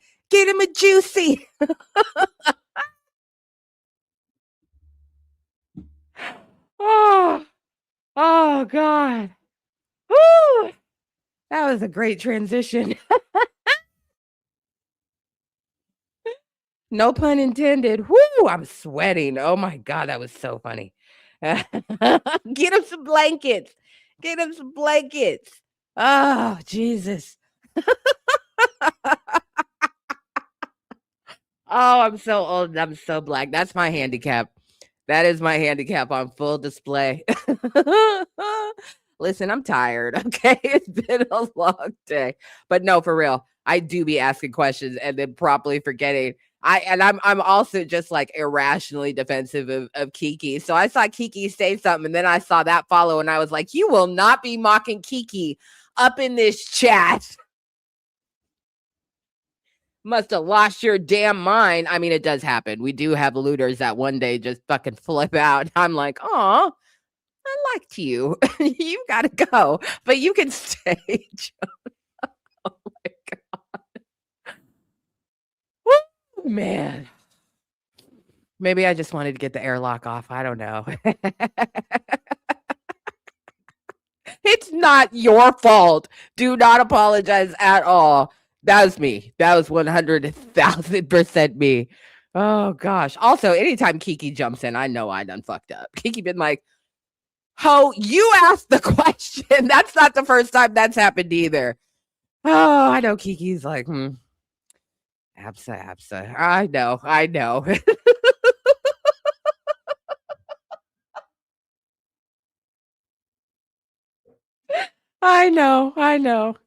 Thank you for putting up with me and keeping me on point. Oh shit.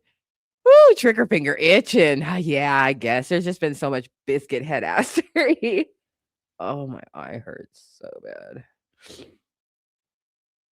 Uh, K Sharp, have a wonderful night. Beautiful.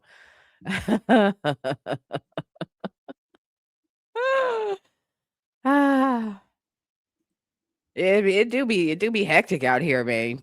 It do be hectic out here. Okay, well, I feel like that should mark the end of our conversation about this. Let me just change the graphic just for the hell of it.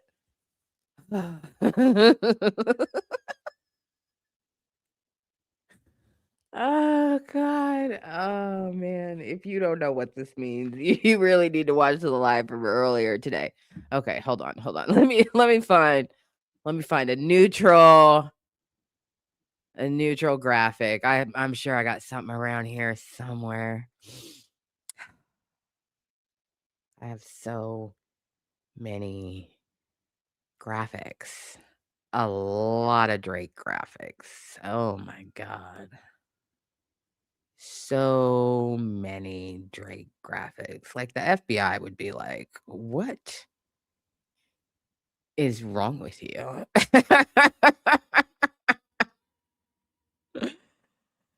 And yeah. Oh, there we go.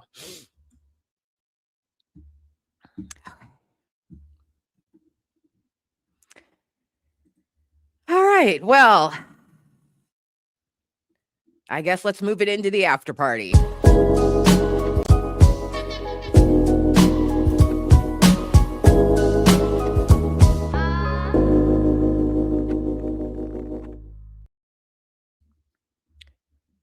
Whew.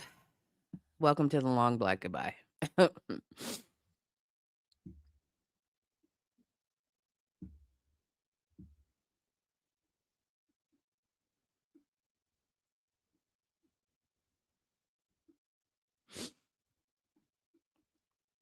Oh, you're gonna enjoy it. I love how Donkey Delight caught on so quick.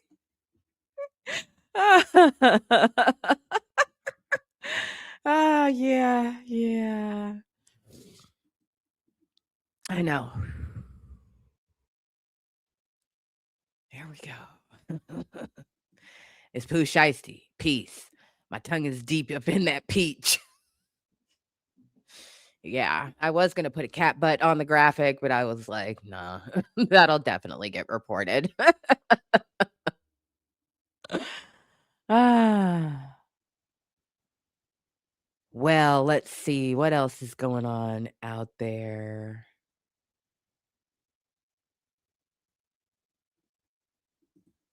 We did. Donkey Delight. That was so unexpected. I really was so surprised reading that document. Like,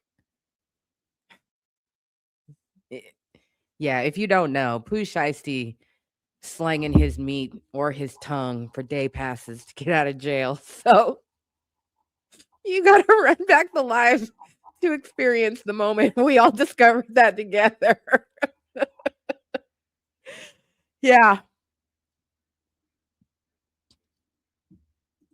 I did say that. I definitely did say that.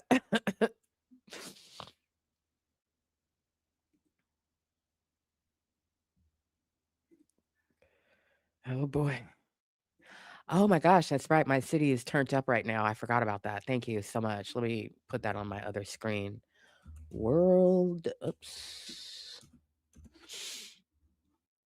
World. It's like, oh, you mean this website that you've visited 500 times in the last 3 weeks? Yeah, that one. Okay. So if y'all don't know, Egypt and Iran are playing in Seattle tonight. It's real. It's real downtown right now. So great. It's Pride Night in Seattle. Both of the teams asked FIFA if they would keep Pride paraphernalia from being brought into the Seattle stadium tonight. And FIFA was like, no, no. Have you not met a gay Seattleite or an ally Seattleite? They spiteful. They will show up dressed as a rainbow. And then underneath that, they will have been painted their whole nude ass body in the rainbow. Their hat is going to be rainbow. Their glasses are going to be rainbow. Their earrings are going to be rainbow. Their clear bag is going to have tiny little rainbows on it. Water bottle, FIFA approved. Tiny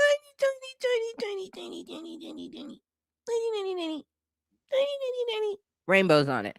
They're going to have an American flag that has the colors of no.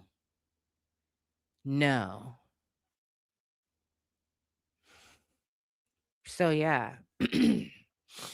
Some of the most homophobic governments, right? Because there's the people and then there's the place. But Egypt and Iran, they don't like the rainbow. Even though Egyptians and Iranians taste the flavor of the rainbow every day. Every day. Probably tasting it right now. Game on in the background. Just 2, maybe 3 people happily tasting the rainbow. So yeah.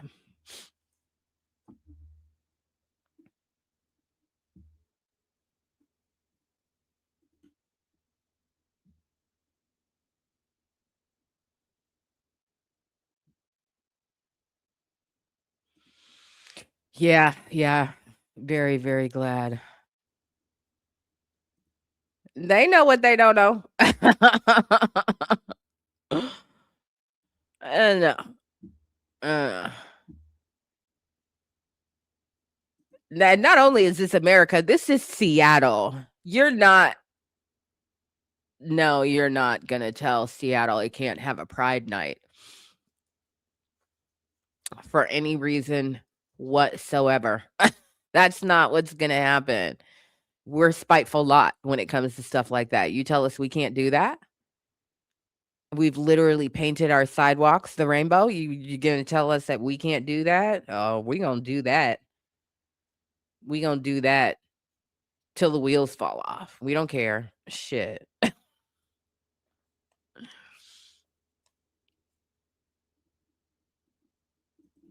Hey. Let us have our Delulu.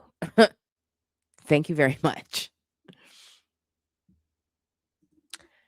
I don't know. That's a good question. You'll have to look it up.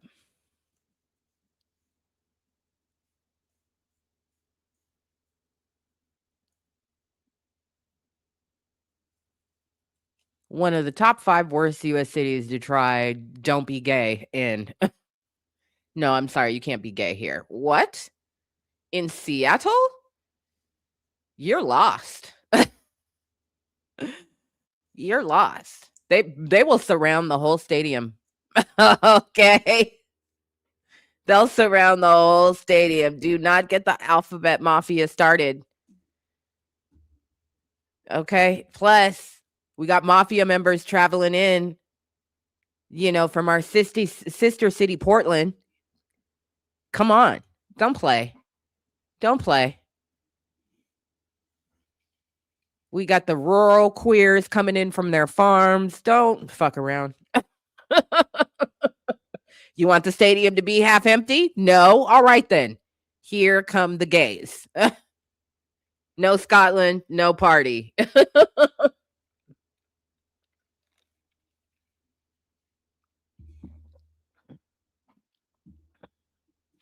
Good night, beautiful. The alphabet purge would actually happen in Seattle. Yeah, you ain't gonna get. We gonna make your night a living hell. Come to our city and tell us not to be gay. You've lost your mind. Hmm. Yeah, put some respect on our name. Shoot, we've earned it. I would be so amazing. It would be so amazing. I'd be like, "Oh, God is real. God is real." Kilts, the rainbows. I mean, come on, man. Come on. Come on. Yeah, Seattle's been doing the damn thing, you know. Really showed up for Bosnia the other day. Um that's one of the things that I do love about this city, you know. I saw a couple clips of reporters downtown before and after the Bosnia game asking people who were not Bosnian, like, "What do you know about Bosnia?" And to true Seattle form, they literally start at the genocide. Got the reporter instantly uncomfortable, like, "Oh, yeah, oh yeah, that's right. Yeah, yeah. You don't come to Seattle and ask us questions about other countries that have soccer teams. We will tell you about those countries." Yeah, word on the street today is these two motherfuckers homophobic. Their governments, suppress, yeah, suppress the gays, harm the gays, persecute the gays. Oh yeah, we're gonna be talking shit about your countries all over the news while also talking about which players we think are fantastic, who we're rooting for. Yeah.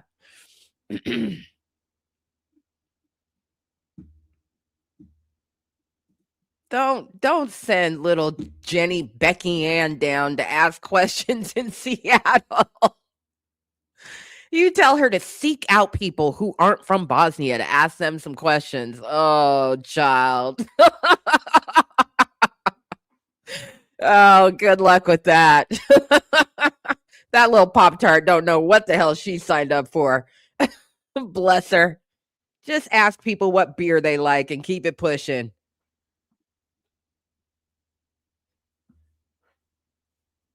So, yeah. Yeah, Seattle's going hard and I respect it. We haven't had anybody try and kill anybody yet. So that's always, the thing I'm looking for. Ain't been a terrorist attack. Ain't nobody tried to kill nobody yet. So those are the things I love the most. I'm staying way the far, way the fuck far away from downtown Seattle though, because I don't want to deal with none of it.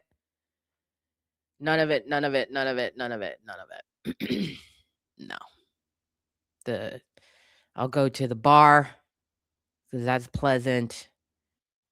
They got all the nice big screens and enjoy it there with a drink and dinner, but I'm not going downtown paying $50 to go sit with a bunch of sweaty people. I'm good. I'm good.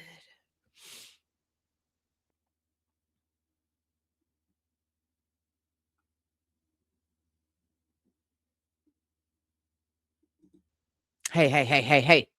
Hey, hey. Anything is possible.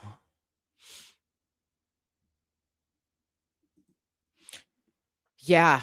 I mean, I'm just glad I don't work downtown every single day because I remember back in the day when we hosted the NCAA tournament and that shit was a nightmare. That's nothing compared to, you know what I mean, to something like this. It's just it does not compare. So, yeah, I'm just glad I literally don't have to.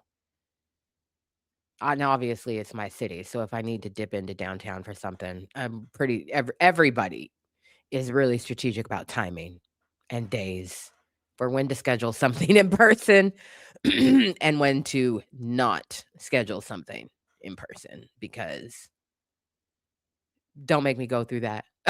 Why does it need to be in person? Don't make us go through that. No, no, no, no.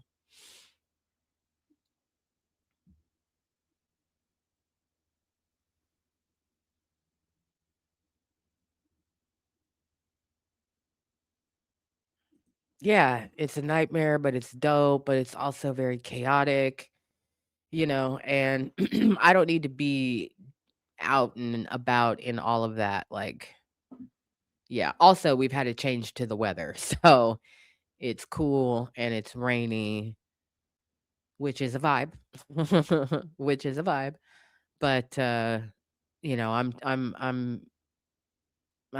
typically a go somewhere. I'm a destination kind of person and not just a flutter around person. Well, I guess it depends. Sometimes I do bar hop. That do be happening. Yep, that do be happening for sure, for sure. It's fun. It's a solid way to spend a good 5 hours of your time as far as I'm concerned. First place is drinking appetizers and, people watching, talking with your friend or friends, or being there with yourself. Maybe you're listening to a book and you're just chilling. You're just getting like that first decompress down. Second place is typically where you have a meal, right? You have a meal, obviously another drink. Maybe you weren't with somebody during your little appetizer, but you've met somebody for dinner. That's fun. That's fun. And then that could be it, could have your dinner there and your dessert there too. Or there could be a third spot, the after hours place.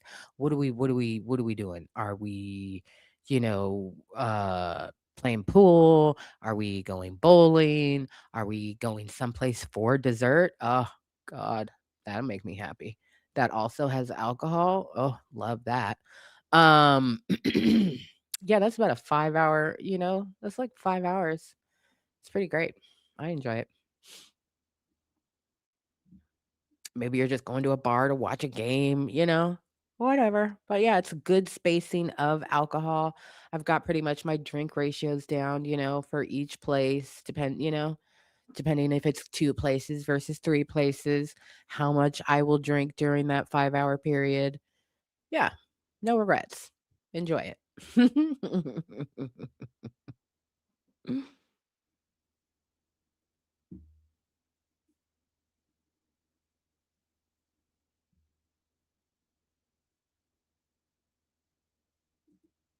I mean, this just makes sense, right? Because this is like, I mean, Mexico, like none of us, the American host cities cannot compare. It cannot compare to what is happening in Mexico. Like, it just cannot compare. So, yeah. Yeah. But I think for the most part, people have, organize themselves accordingly around the World Cup wherever they possibly can, wherever they reasonably can. Sometimes shit happens and you can't avoid it. And that's where you adjust, accordingly. Cause there has been at least one occasion where I had to go downtown for something on short notice. It was a World Cup day. Traffic was a nightmare. And I was like, I'm going to the steakhouse and I'm gonna have dinner and I'm just gonna stay there for a couple hours and I'm gonna let this do what it does because that's more enjoyable than just being a part of the hundreds of thousands of people trying to get out of the city all at the same time. Like, I don't need to be home, in 45 minutes. I don't need to be home in an hour. I don't need to be home in 2 hours. What I need to do is keep my blood pressure on chill, go sit somewhere, eat something, drink something, and then a couple hours later, it'll be fine. And that, yeah.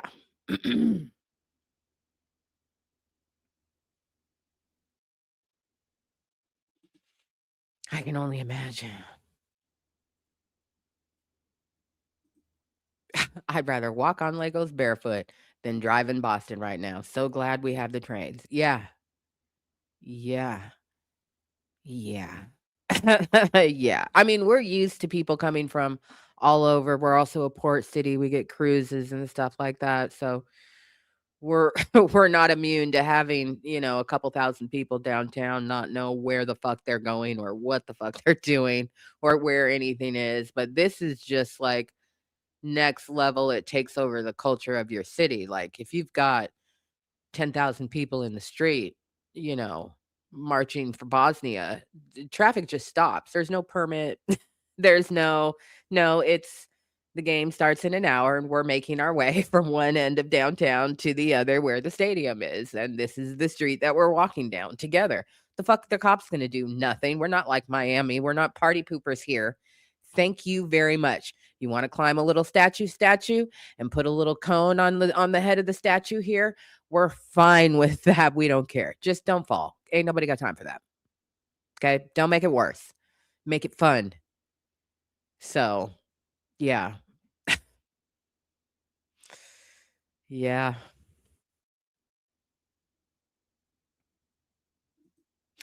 I've seen that. Yes. And Seattle also does protest, but we don't have anything like it would not have surprised me if Team USA would get the biggest protests out of Seattleites than any foreign team. Do you know what I mean? Except for the blue and white flag place. Like if the blue and white flag place came here, there might be some flash bangs to get, to disperse the crowds. They're not a lot of friends here for that place. Have a good night, beautiful.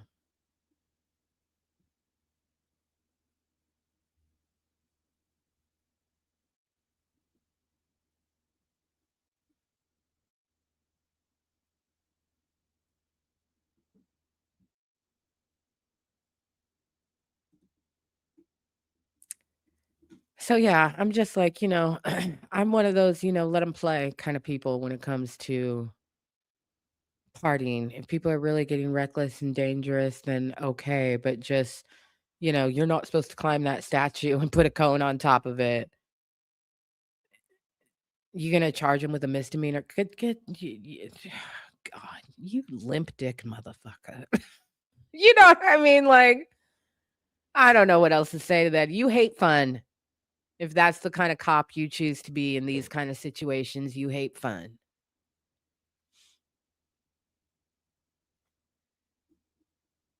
As it should. We've got some hotel staff that have been on strike, for some hotels that, staff are gonna be unionizing. I think there's a couple other things going on in hospitality where union organizing is happening, and those protests are going on, I think, pretty much every single day downtown. So, obviously not to the numbers that Mexico, would have, but yeah, we've got, like, everything happening at the same time, and that's typical for Seattle. I mean, it's typical for most places, but it's definitely typical for Seattle. Seattle ain't never seen a good time. It won't take the opportunity to protest to raise awareness of something. And I'm not mad at it. I'm not mad at it.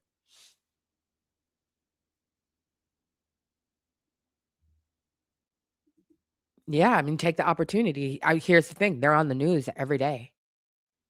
Their messaging is dynamic every day. They're organized every day. So it's strategic as hell, because it's also relevant to the World Cup, right? Hospitality right now is massively relevant to the World Cup. So it's like, yeah, good on you. You know, good on you. I support anybody who wants to unionize as long as your union isn't a bitch.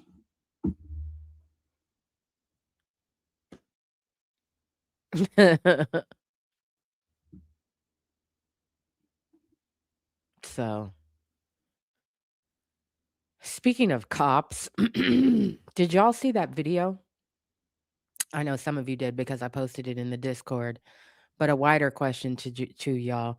Did y'all see that video of the man in the UK who gave the armed police a ride to catch a suspect? Did you see that today? Oh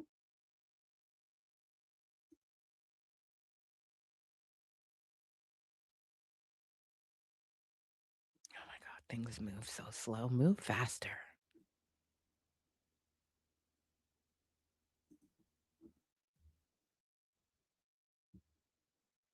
If you were in the Discord, you probably definitely saw it.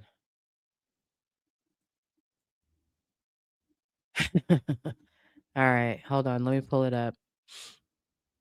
I think we'll be able to get this off. and look at it together. Give me a second.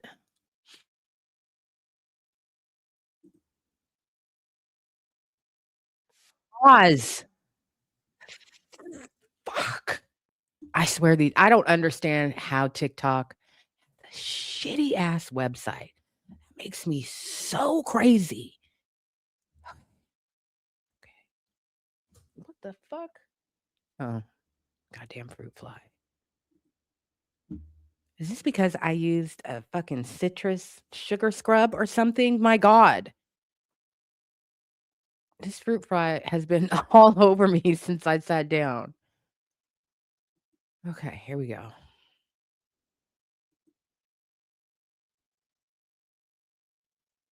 Oh, what are you? You're not a fruit fly. You're a moth. Okay. Have me really looking around like, is there something open that should not be open? I don't think so.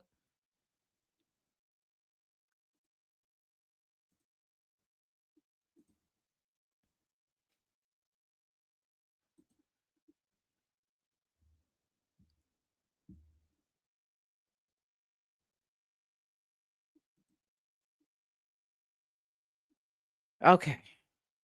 So, it's a TikTok video. So we get what we get, beloved. But here we go.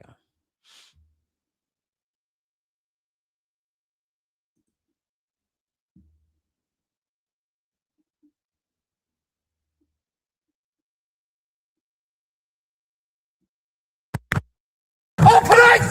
Stay where you are! Open it! Stay there! Get back, get back. Go, go, go, go. Go, go, go. Cheers, buddy. Follow that police officer. Go first.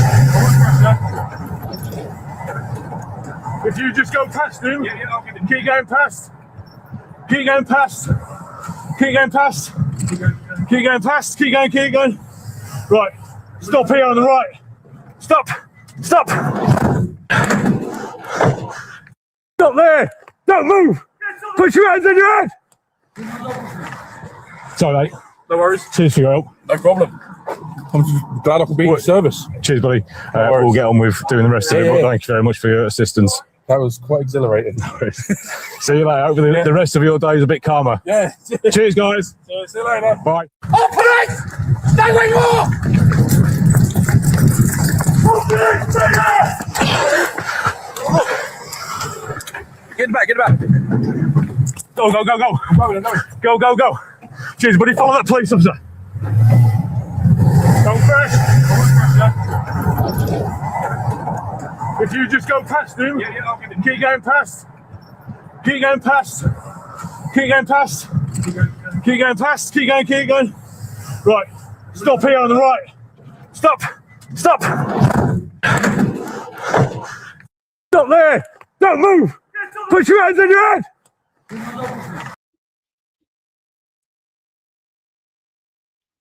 Y'all giving a ride to the police?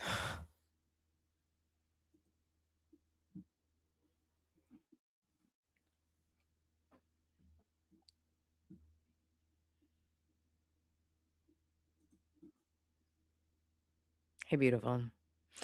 Y'all giving a ride to a police officer if you see him running, but you can't see what is up ahead, who he might be chasing. You just see a police officer with a semi-automatic rifle running in the street. Yeah, you have a choice. That dude had a choice. He stopped his van and said, "Get in." They didn't say, "Stop, stop, stop, stop, stop. We need a ride." The driver stopped and said, "Come on, get in the back. I got you." So yes, you have a choice. D2B2. Hell no. Shout out to you, beautiful. Nah. Negative.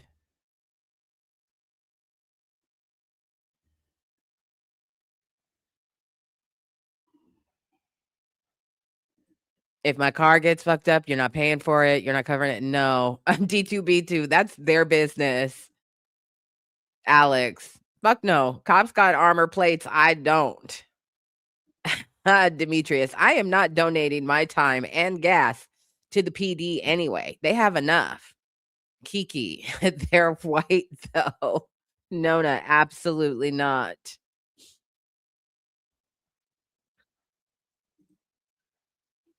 Our police have a racist history, so I'm inclined to decline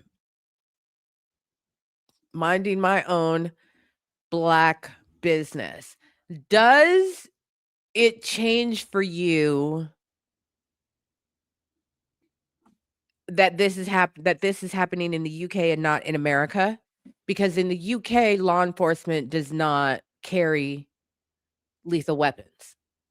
They have to call a special team for lethal weapons responding to an incident with a suspect who has a deadly weapon. In America, if you see a police officer running with their gun out, they're probably going to shoot somebody in the back. Okay?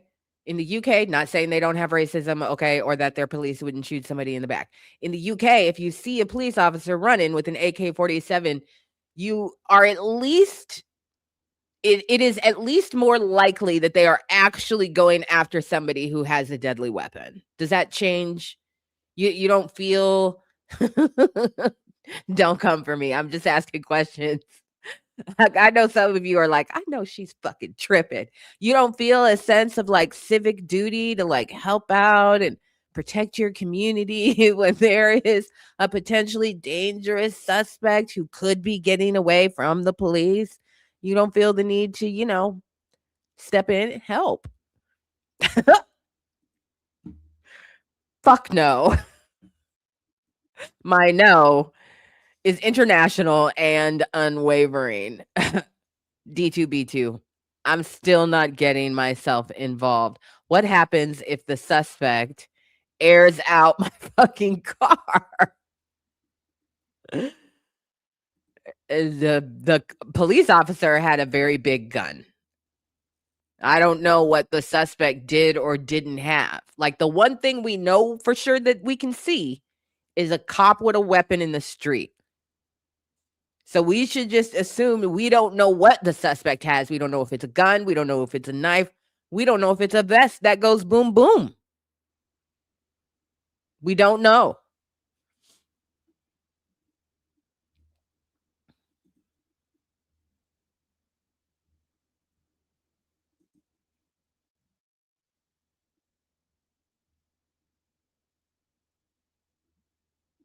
Jonah says, I feel a need to help if I can. I want life preserved, even if it risks my own. Yeah. I mean, I think I don't remember exactly what happened. I don't remember exactly what happened. This was a long time ago. I was probably 15. And there are definitely some things from 15 to 17 that I've definitely blocked out of my mind. So I can't remember exactly what happened, but I know I wasn't in Seattle. I was up north with a group of rapscallions, and um we were running the streets as we do, and something had happened with a uniformed police officer. And I don't remember what it was, but I just remember that I don't think that he was shot, but he was outside of his car and we came upon him. And he was alive, but I know that we used his radio in his car to ask for help. But I don't remember the details of what actually had gone down. And I don't think we weren't there for what actually had gone down. We were there. We like came upon a police officer outside a police vehicle, having had some kind of incident on the ground, but not dead.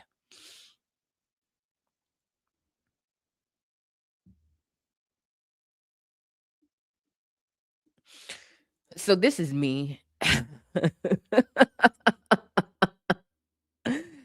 So this is me. I'm more likely to do this.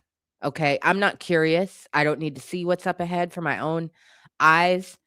I'll see it in the news later at home in the safety of my home. I'm one of those people. I am a turn and go in the opposite direction as where the people with the weapons are going. This does not involve me. I do not have a weapon. I am not law enforcement. I am not bulletproof. 9 times out of 10, for the majority of my life, I had a child with me, so I'm not putting their life in danger either. We're turning and going in the opposite direction whenever possible. And I've definitely been in situations where there was no escape and there was a violent crime that was that was happening in my direct vicinity. But I didn't help law enforcement try and, take down or locate or here, let me give you a ride around the corner. No, no, no, no. I'm going in the opposite direction.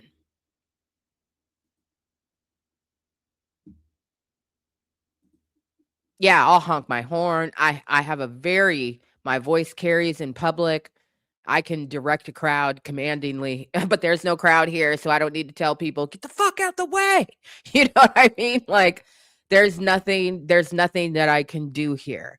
But, as an adult, I have crisis intervention training, I have, CPR first aid training, things like that. And just because I can recognize that other people have lost their humanity, I won't allow their dehumanization of people to cause me to lose my humanity. So if I see a person in trouble, I'm not going to ask a lot of questions. If I feel like it is safe for me to help them, I'm going to help them. And I learned this lesson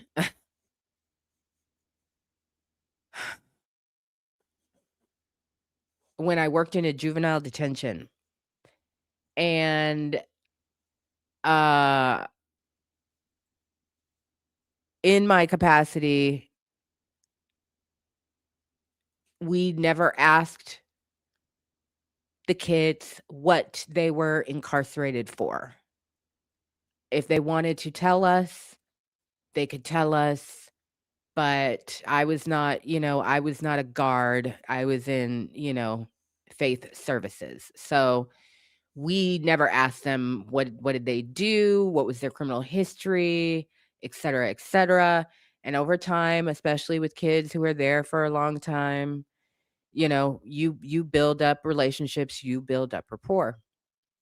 And there was one kid, don't remember his name, but first of all, most kids in juvenile are sweet kids. And it's an interesting thing to observe,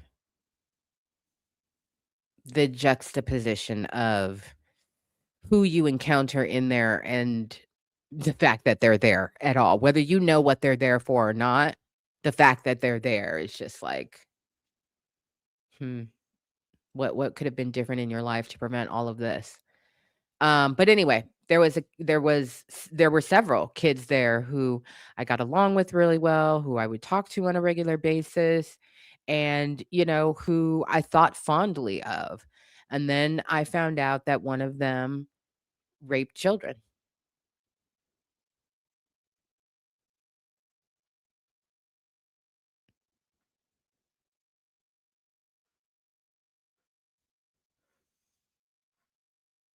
And that rocked my whole world. And he was a repeat offender. He had abused children in his community and he had abused children in his family. And I was trying to I had been trying to, in essence, I guess, preserve his soul. And I believed him to be a good person. I believed him to be worthy of investment and pouring into and support, just like I believed that for anybody else who I spoke to there.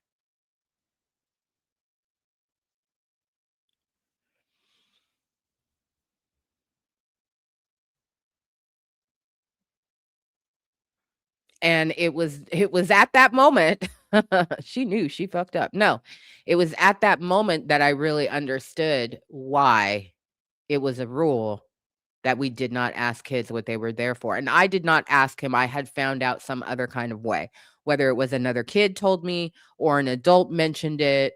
But I remember it being a like, wait a minute, what moment for me.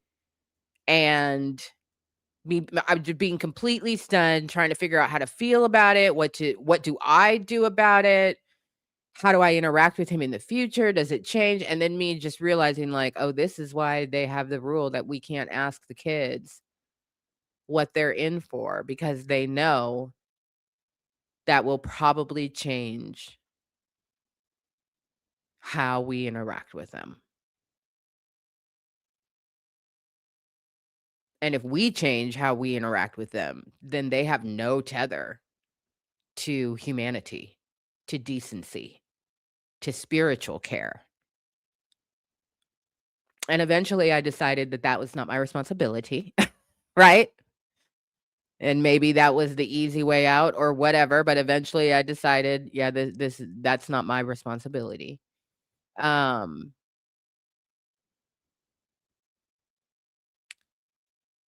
but it planted a seed in me about humanity,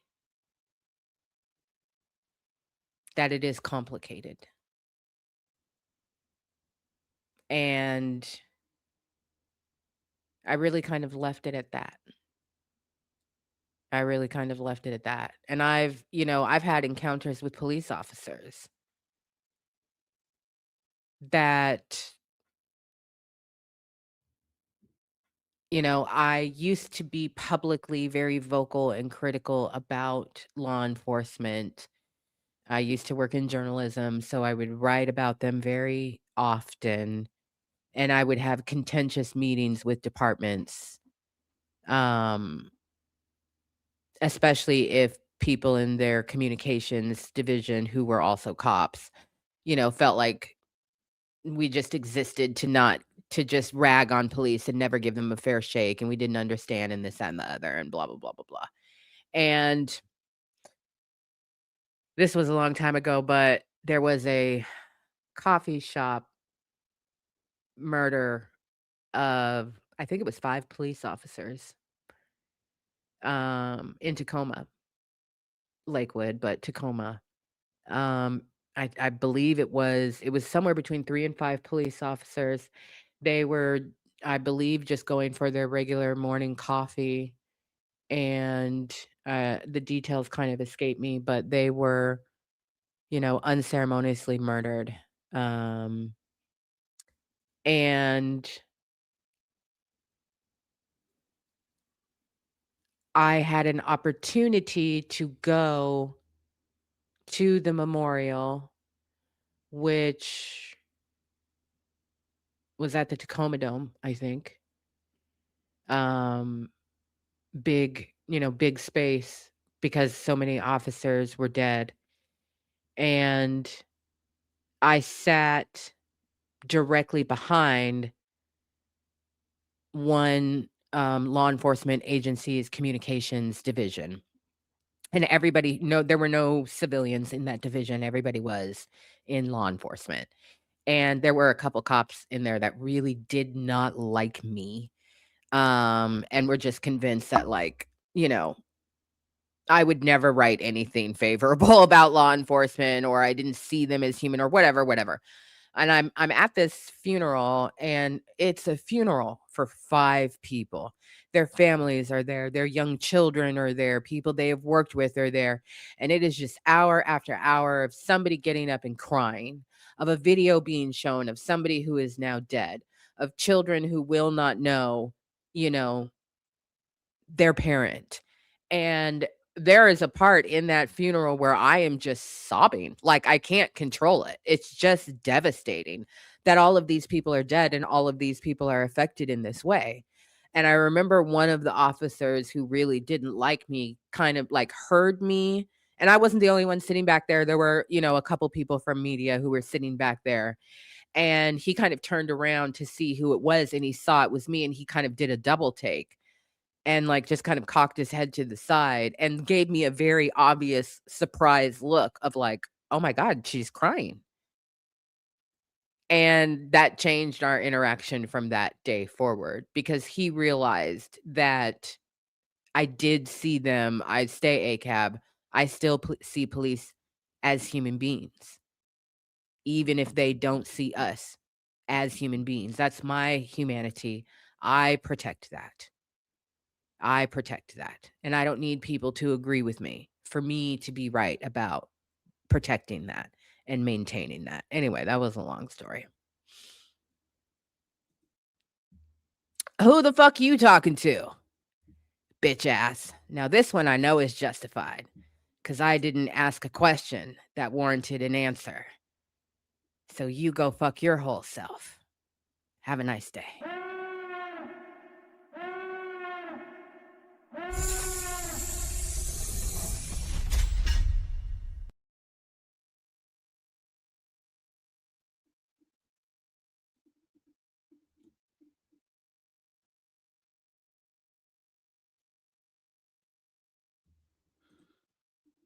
Yeah, and unfortunately, I've been in situations where I have, and that was the thing that I was thinking about with the driver was I'm not trying to be a witness to shit. You're gonna have to call me. I'm gonna have to no. If there is a trial, I'm gonna have to, like unfortunately, I have been in places where things have happened. Somebody's been hurt, so I've rendered aid. I've told the story several times where I almost died during a workplace shooting, where my work nor I were the target. I was just at work and shit randomly popped off literally right outside the door, and there was only one exit. We did not have a second exit. Um, and a security guard who did not work where I worked, genuinely, we saved each other's lives. We saved each other's lives. And then the shit that I had to go through for the next year and a half of being a witness was just like, come on. 2 trials. Yeah, I'm not trying to get involved, but unfortunately, I've been in places. So,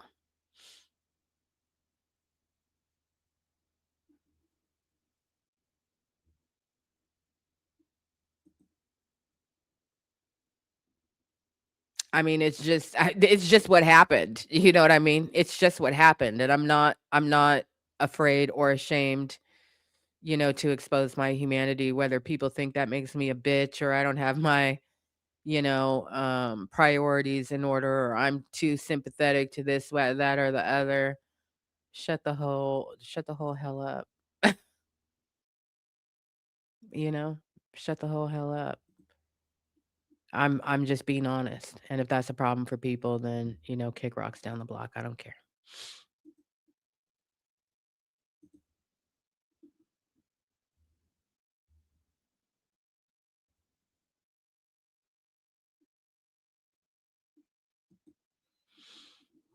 Yeah, I mean, I've done that too. I remember one time I was at my aunt's house and some kids had stolen a car. They tried to make, like damn near 160-degree turn at a high rate of speed to get away from law enforcement. We're on the porch. We see the whole thing. They crashed the car. They get out of the car. They seem to be okay. Car's fucked up. They crashed it into a really big pole. But they seem to be okay. 3 young black men. They skedaddle off into the hood, and minute later, here come the police. They stop. The car is literally directly in front of the house. We're out there. We got lemonade. It's clear we on this porch, right? We got trays and wicker chairs and shit. It's clear we out here. So the police are like, hey. My aunt's like, hi, how you doing? They're like, hey, just want, did you see anything? This is a stolen vehicle and we were in pursuit. Did you see which way? My aunt said, no, I'm sorry, we didn't.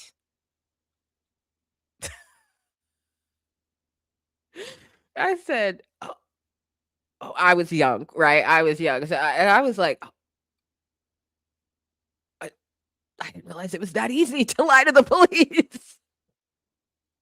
And she's not the aunt that I would have seen in my mind lying to the police. Not that's a different aunt. That's a different aunt. I can see my other aunt just smooth as day. No. You know what I mean? But this aunt, I did not expect. I did not, but I should have. I should have, because she's the one with 5 boys. None of them ain't never stolen nobody's damn car though. But she's the one with 5 boys and the one that was, much, much, much, much smarter than me about, again, our boys being, endangered species in the world. And, so they kind of side-eyed her, but what are you going to do? Nothing. You can't do anything. You can't prove she saw it. She clearly said no, and she's staring at you from her porch like, what? Right? So they huff and puff and they leave, and she turns around and looks at me, and she's just like, we don't help the police go after our boys for a stolen car. And I was like, okay, noted. Lock that into place. Like, I'm still young and Pollyanna and not really like, I've seen the Rodney King situation, but I don't know what it's really out there, what it's really like out there for Black people and law enforcement. Other than the fact that, they make me hyperventilate anytime that they're around. That just comes out of the DNA. But to see her just so casually and calmly lie to the police and then just be like, oh, that's the most justified lie you could tell. I was like, okay, all right. Okay. Wow, that was easy. Yeah.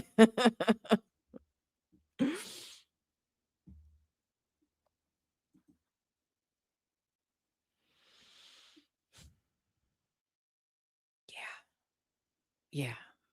Yeah. But yeah, 9 times out of 10, if I can see some shit, I'm leaving. I'm leaving. I try and practice situational awareness. So there have been plenty of times where you walk around a corner, in the city, and you can just tell voices are a little too raised.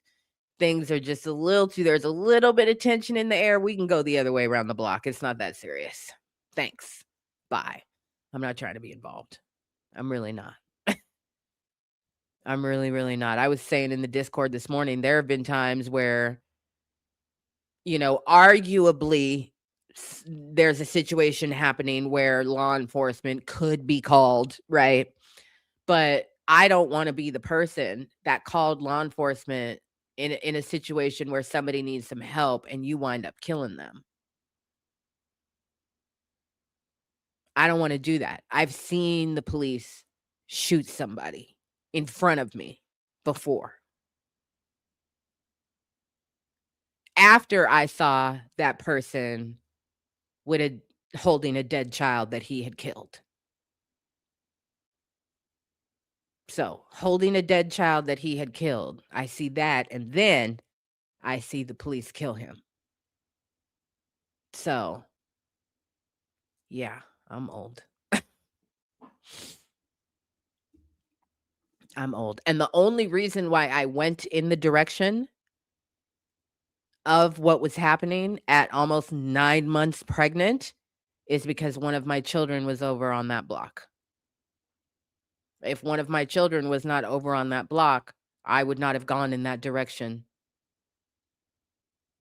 And I didn't even know what was going on. I just knew it was bad because I had never heard from my house a law enforcement response like that before. I'd never heard. I just knew it was bad. And I'm, hormonal. I'm, protective. And one of my children has just gone in that direction with technically an adult who should be trusted, but I'm the mom. I'm the mom. I remember pacing back and forth for like 30, 45 seconds and then just being like, fuck it, and putting my shoes on and running outside. I just knew that it was horrible. And it was unfathomable. It was unfathomable.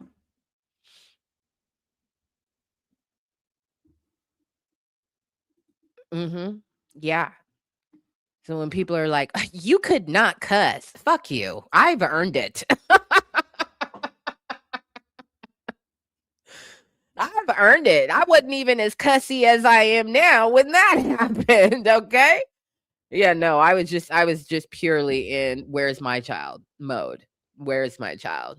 Yeah, that was an awful, awful situation. That one was there've been a couple really awful where I've witnessed really awful things. Really awful things. And I've had some pretty awful things done to me. So, I'm still here.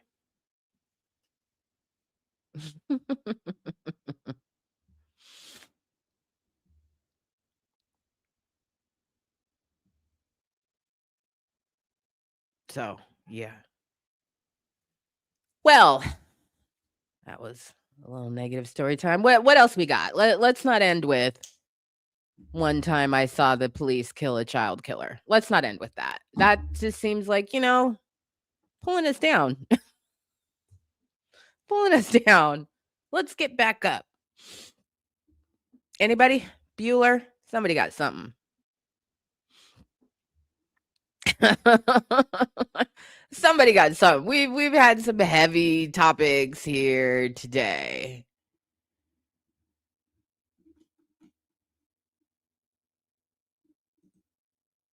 Surely we can end on a higher note. I'm trying to think of something positive. I know. I know. Uh well, I guess we're all in agreement. We're not giving the cop a ride. I didn't think so. It's funny because when I posted it in the Discord, um, and I posted just that, right? I posted just that with the caption like, hey, so anybody giving a ride to the cops? And motherfuckers didn't even click play on the video. Just within 5 seconds. I just sat there. Sometimes I'll post something, I'll tag everyone, and then I'll leave and I'll come back, and see what done transpired. I knew when I posted it in the Discord, I was like, it's gonna take maximum 5 seconds for somebody to pop off as a response, and it was about 5 seconds or just the fuck no, hell no. What the fuck? No, started coming through. I was like, y'all ain't even watched the video now. Y'all ain't even watched the video. A couple people were like, okay, fine, I'll go watch it. Came back. I watched it. No.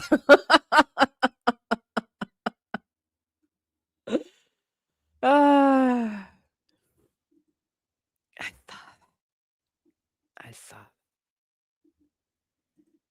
I saw that too. I haven't looked at it yet though, but I saw that it is out there and blah blah blah blah blah. I don't wanna talk about that. That sounds lovely. That sounds lovely. Enjoy that.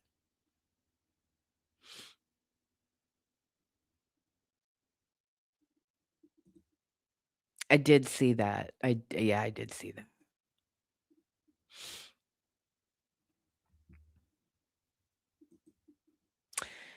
Yeah, I can't really speak to it because I haven't looked at it yet. I just know it exists. So maybe I'll get to that this weekend, or maybe I'll decide, you know what, I don't give a shit.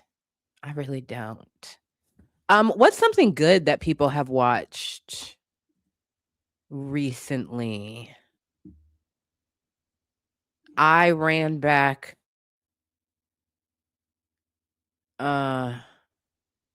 Free Solo. And of course my very favorite, I think my favorite climbing movie of all time, I think is probably The Dawn Wall. I talk about it all the time. I know you're sick of me talking about it, but I think it's gorgeous. Then I decided I need some murder. So I went back and watched the last 3 episodes of Gone in the Dark about the Golden State Killer being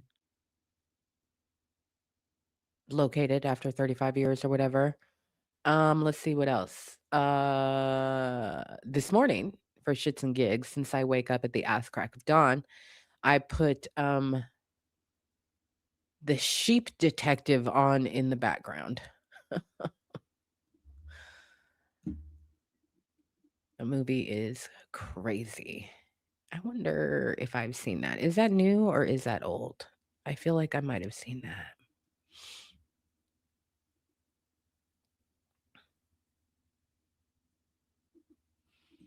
Wait, what is this?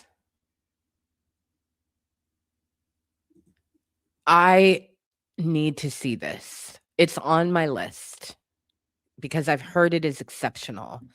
So it is on my list. Is it streaming or is it only out in theaters?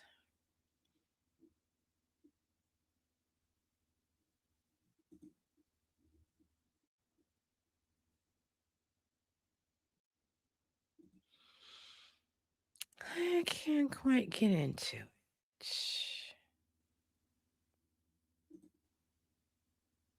I think I've seen it.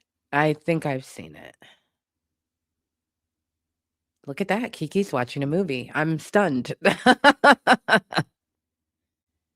KEXP, right in my backyard.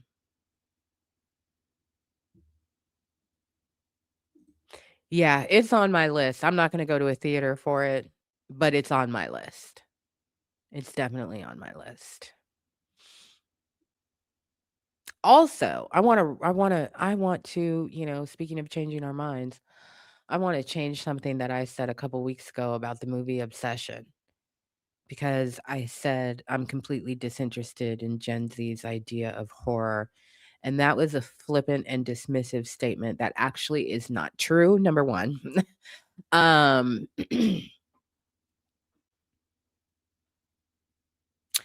what is true is that I am sick and tired of what adults think young people's idea of horror is. And that's not Obsession. That's not that movie. It's also not The Backrooms. Those don't fall into that category of what adults think young people should be cast in or should depict as horror. This is actually horror from the source, right?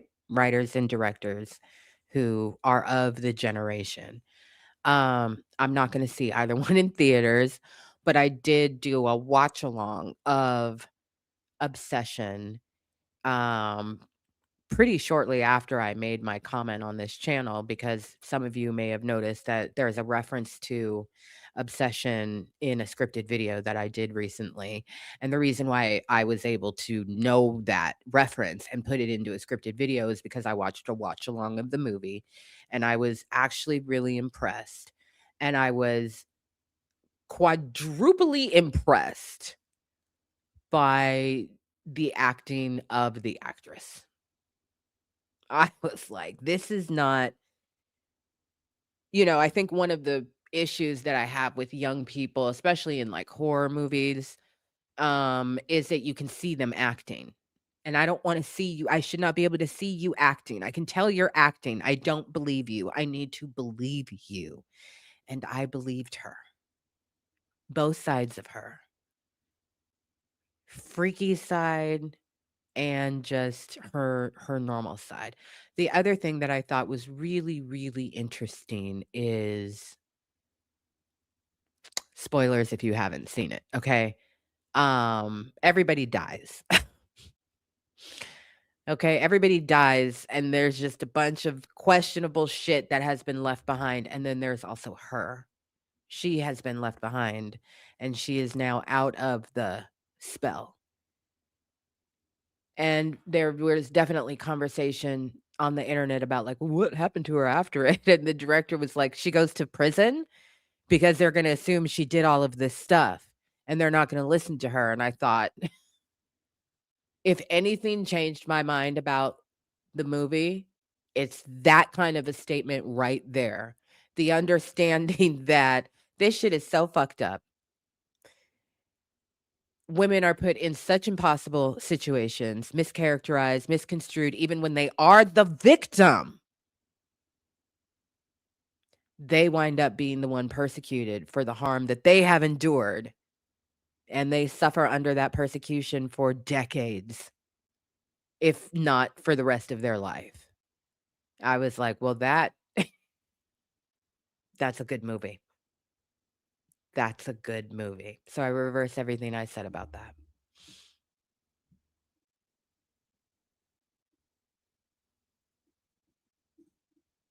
Blair Witch is coming back. Did you not know this? It'll be out next year.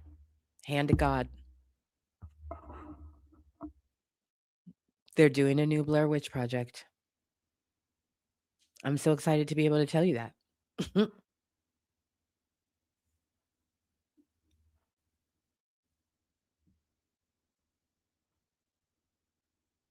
Well, too bad. Kiki said, "Girl, I don't want a sequel." Okay, first of all, I didn't do it. I didn't do it. I'm just literally telling you, you get another one. I want a new movie. Well, maybe it is.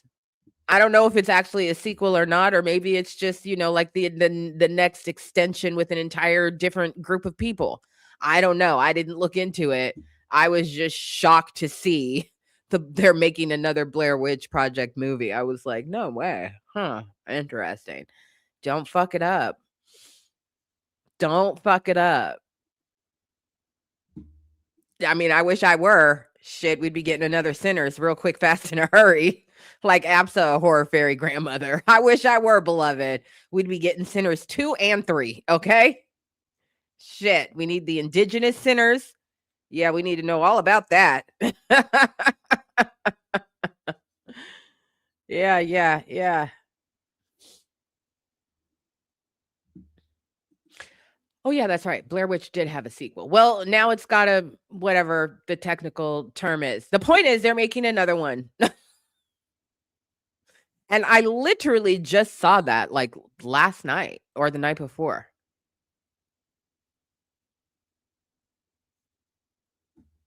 They really need their own separate story. I want to know, you want to know, we all want to know. We all want to know. I don't think it's going to happen, but I'm going to stay Delulu with it cuz you never know, he could change his mind, he could be inspired, and he could whatever, he could produce it and empower another filmmaker. Indigenous people got good horror stories. So it's not over till we're all dead. It could happen. It's probably not gonna, but it could. I'm a holdout.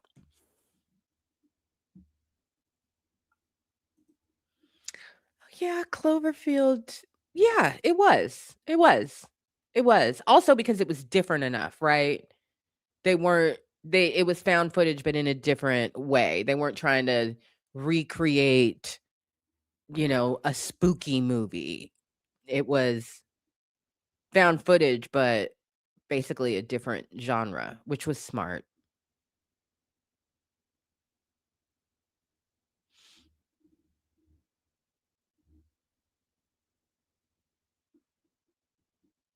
So, yeah, there'll be a Yeah, I would agree. Demetrius says Cloverfield, in my opinion, is a better monster movie than it is a found footage movie.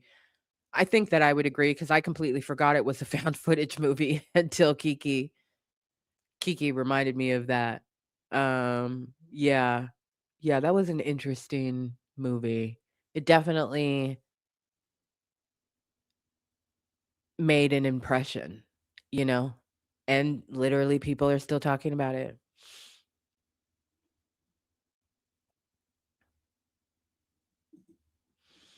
Oh, you mean plot holes.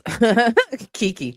The one reason I didn't love Cloverfield was because I didn't get what was supposed to be attacking them and why. Yeah, that's one of those fine lines of movie making and storytelling, right? It's like when you drop an audience into the middle of something that is happening and figuring out like how much do we explain and how much is just left up to that the audience will arrive at on their own organically. Well, if you don't breadcrumb the audience, they're not going to arrive at the thing. Then other times, I mean, I don't think, for example, I don't think the studio really thought that. I think people thought Cloverfield was going to be a flash in the pan or kind of the movie of the moment, but it did numbers. Like that movie was really, really popular. And I feel like it was more successful than they anticipated that it would be. Um, I think there were, to my recall, there were some things about that movie that were clearly, like, well thought out and locked in, and then there were other things that were just kinda like, "Nah, it's good enough," you know? And that could have been a, "Yeah, it's good enough" detail, or it could have been a editing issue, who knows? But, yeah, I think for the most part, it was probably an argument of how much does it even matter that we need to explain it?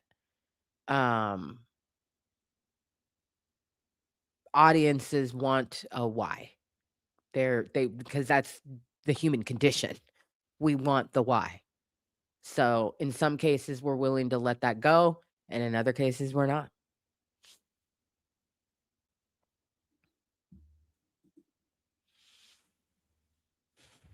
"Oh, baby, it's okay. Go to bed. Go on. Get you some good snuggies."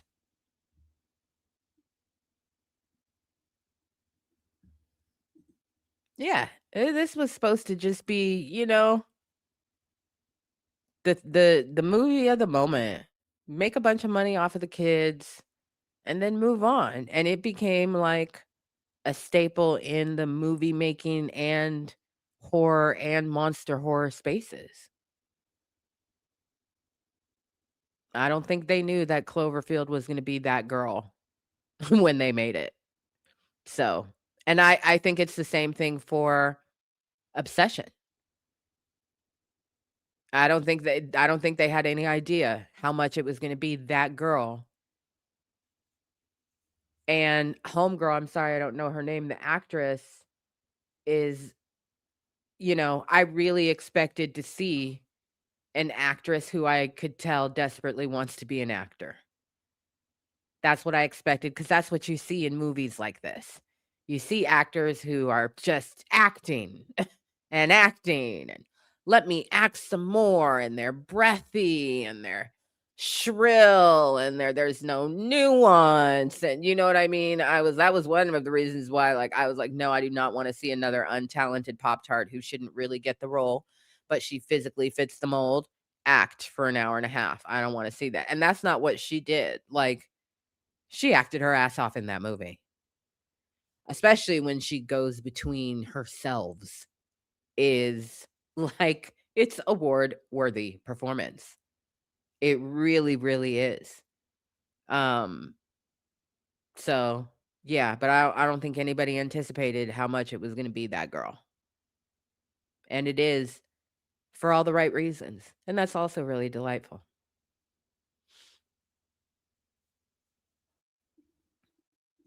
Me neither. Me neither. Me neither. Me neither. I really don't like that. And, all horror is gratuitous violence, but I really don't like to just see just like this is one of the reasons why it was so difficult for me to watch The Boys, because I'm just like, what the fuck am I looking at? And I don't want to see that.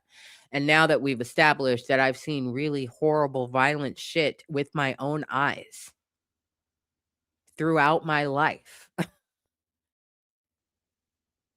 yeah, I'm unapologetic for, what does and doesn't bother me in a movie.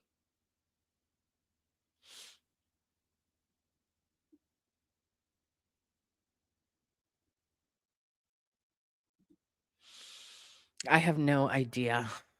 I have no idea. I think I've told the story about how, I was taken to the first Saw movie on a date, and I didn't know what the movie was. That was a horrible experience. I spent the majority once I figured it out and got hip, and I remember the theater was packed. I remember my date was really excited about it and really excited that I had agreed to go, which should have been a warning sign to me. But I didn't catch on. We were literally sat in the theater, and I'm watching the movie, and then once I started to figure out what was going on, I literally just closed my eyes. For the majority of the movie, I had my eyes closed. I was horrified by that movie. It was so sick. that, yeah, I was just like, this is horrible and I don't want to see it. And I don't get it and I don't like it. And I don't like any of them. You know, I've come to be a little bit more tolerant of the very first one because there's also been a lot of, deep dives and analyzing of the movie in the context of horror. So I can get with that conversation. My problem is that every movie after that tried to one up the first one. So it just gets exponentially worse. I don't want to see that. I don't want to see that. I need horror that is either truly fantastical, right? Xenomorphs, or I need horror that is based off of the real life horrors of being a human being because that's real to me and I've experienced that horror in my actual life. People doing things to each other and you just thinking that up in your mind, what is the sickest, most twisted shit we can depict of people doing to each other to maliciously play with their minds. I don't want to see that depicted on screen. That doesn't do it for me. That makes me concerned about humanity, and that's definitely how I left the theater. I left the theater legitimately concerned about humanity and concerned about what a movie like that, and I know I sound like a fucking prude conservative, but it's true. I was really concerned about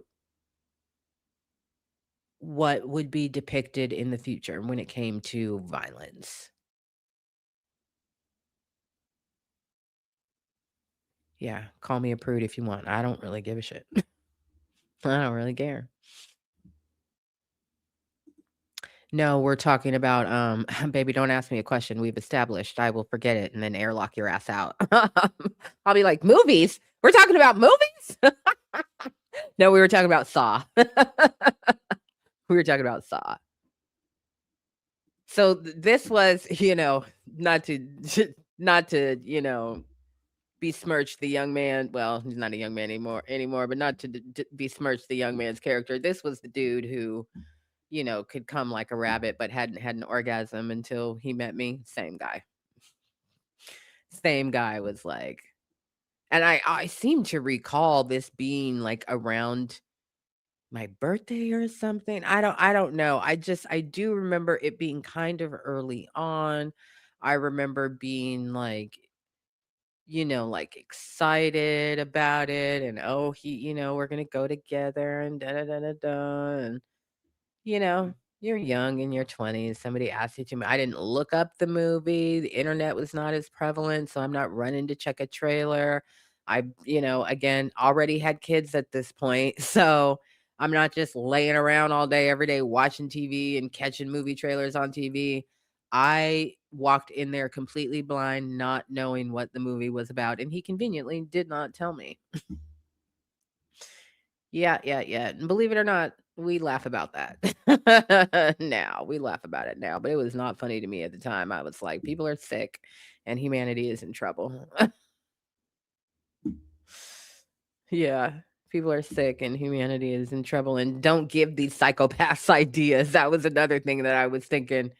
I'm looking around, we were in a packed theater. It was probably opening weekend. We were in a packed theater. People are laughing and popcorn's flying everywhere. And, ah, ha, ha, ha. Like, I was like, what the fuck is people think this is funny? Like, I just was not, I couldn't believe it. I could not believe the audience's reaction to the movie was one of the more disturbing aspects of seeing the movie was just how like anything violent happened in the movie and it was just like ooh and then laughter. I was just like what is happening? I just yeah, not my thing. Not my thing. Now, give me a xenomorph splitting a person in half. I'm sure it had a reason.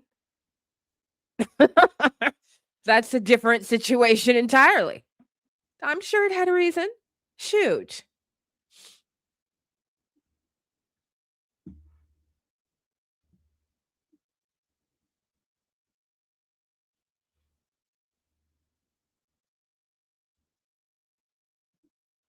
Yeah, I would agree, but he was dumb. So there was, you know what I mean? It's not like he was being malicious about not telling me. He just really didn't think it was a big deal. And, he thought my reaction was hysterical. Thankfully, he did not mock me or tease me or ridicule me. Because I would not speak favorably of him today if he were that kind of a person. But he did think that my reaction was funny. He didn't get it.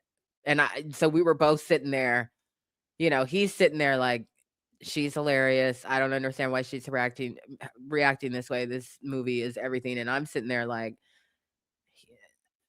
I don't understand how he's reacting this way. It was really crazy. It was really crazy. Yeah, I did not appreciate it at all.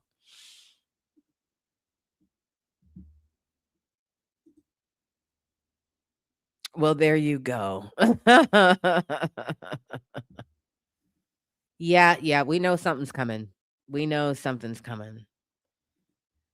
Yeah, Nope is one of my favorite horror movies of all time. So is The Blackening. The Blackening is just I mean, I remember the first time I saw The Blackening, I was like, this is fucking genius. That is some of the best casting that a movie has ever had. Period. But yeah, Nope quickly rose to Sinners also in my rotation. Get Out for sure, but Get Out is not an enjoyable rewatch kind of thing. It's probably in my top 10, but it's not something that I return to. Nope, I've watched several times. Sinners, I've watched several times. Aliens might be the movie that I've seen the most in my life, and it's probably not close. Like, there's number 1, and then there's number 2, and then everything after that. Like, Aliens is probably the movie that I've seen the most in my life. And it still scares the shit out of me. Man, I've seen it hundreds of times. Yeah, I've seen Aliens hundreds of times. It still scares me, and I still love it.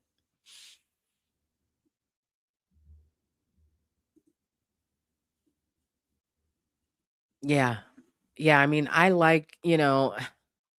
do not like body horror, but I think body horror done right is something like The Fly.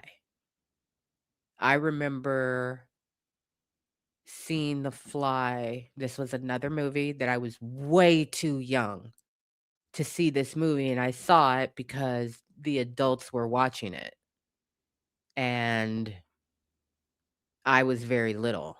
So I was around, and that movie is Jeff Goldblum and Gina Davis are, like, lights out. I mean, you must be kidding me. Both of those performances are unbelievable. That was another movie that, as Straw Hat Goofy says, probably changed my brain chemistry because I did not know that such a thing was even possible to do and not be real. So, if I had to pick a number 1 body horror movie, I would probably say The Fly.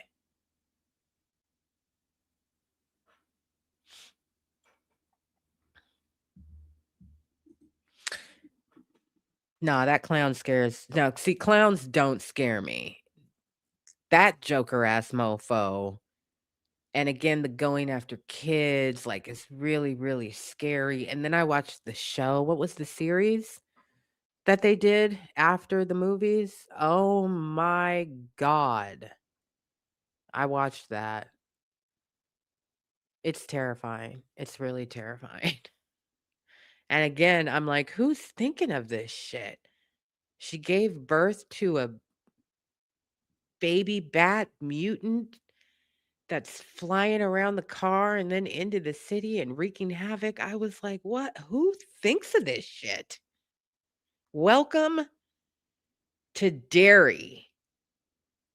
Jesus. I don't know, I gotta check. I very may well have and forgotten about it because I actually do watch a lot of horror. It's one of my favorite things to do is current, way back machine, international.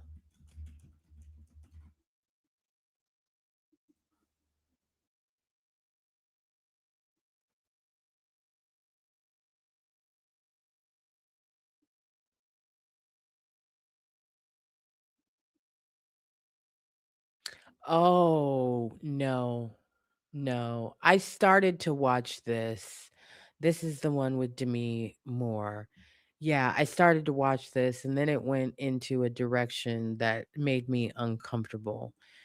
The other thing that I don't like enjoy in horror is existentialism through the lens of white people.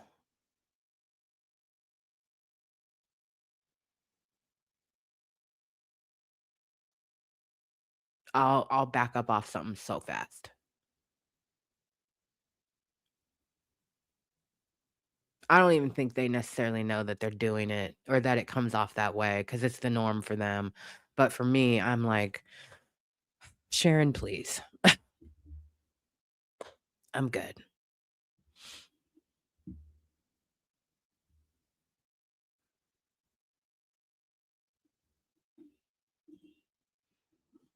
Yeah, The Conjuring, I'm like, I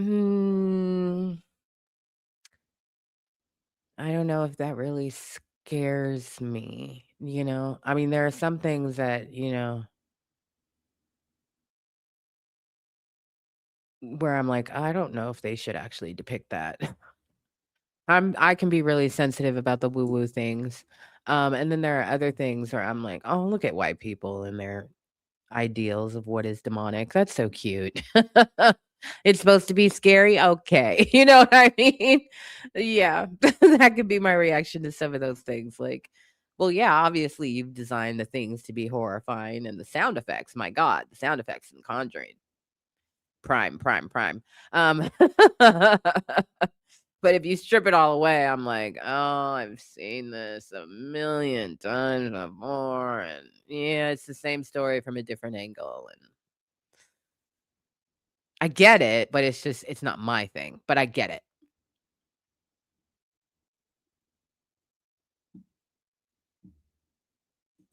Well, I was a little baby child when I saw The Blob for the first time, so it was proper scary to me when I saw it. Because one of my favorite grandmas lived on a lake, and I was like, "Wait a minute. Wait a minute, I had brothers that were dicks, so don't think they didn't tell me there was, that there was a blob in the lake. They definitely told me that there was because they were dicks." Um, but yeah, the blob properly scared the shit out of me. Just the concept of it was scary. Yeah, I was 5. I was 5, I think. Yeah.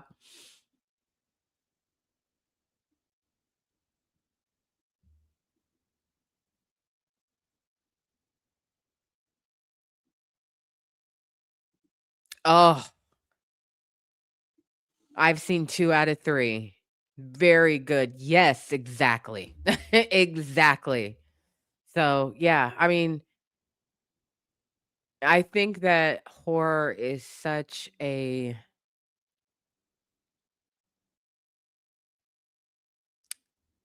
pliable genre, honestly. Do you know what I mean? Like, it can be really diverse. And sometimes it's not about the physical manifestation of what we consider to be horror, but it's the psychological manifestation of what we consider to be horror. And I think America is getting better about tapping into that instead of just going the jump scare route. And, "Oh my god, he's got an axe, run away." You know what I mean? Um, but the rest of the world has been tapped in on that much better than we have been, and for a while.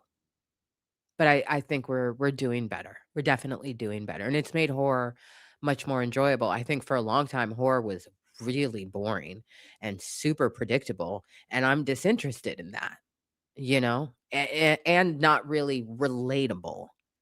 And the fact that we have more relatable horror now is really interesting. It's not Cabin in the Woods. It is relatable. You just live in your life and then the shit pops off in a way that is relatable and rooted in reality. I think is much more horrific than, oh my God, he's got an axe, run. Well, shoot him. Move on. The fuck are we talking about? Why are you running around screaming, Becky? Pull it the fuck together. Hit him with something. Like, that's not true to life.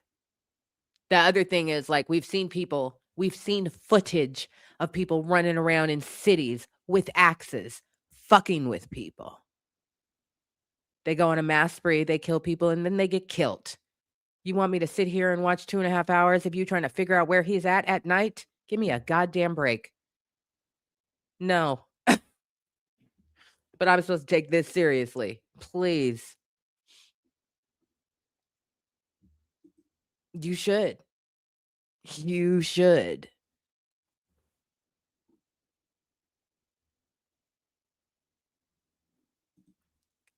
I watched a found footage horror called Megan is Missing, and I wanted to pour hot grits on the person who recommended it to me. Let me see if I've seen that. Why? Because it scared you? Because it was dumb?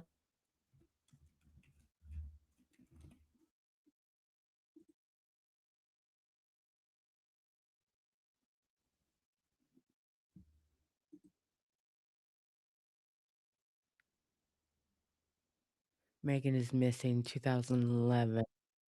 I don't want you to play that. Just show me a fucking picture. No, I have not seen that one.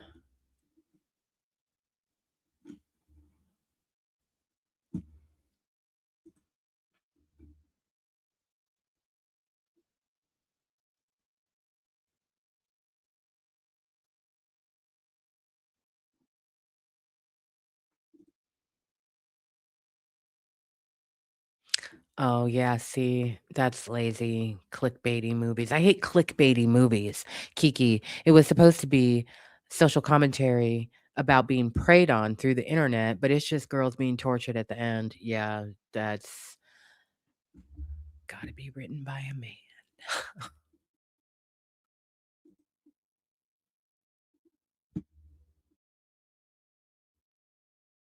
Michael. It's written and directed by a man. His name is Michael. Yeah.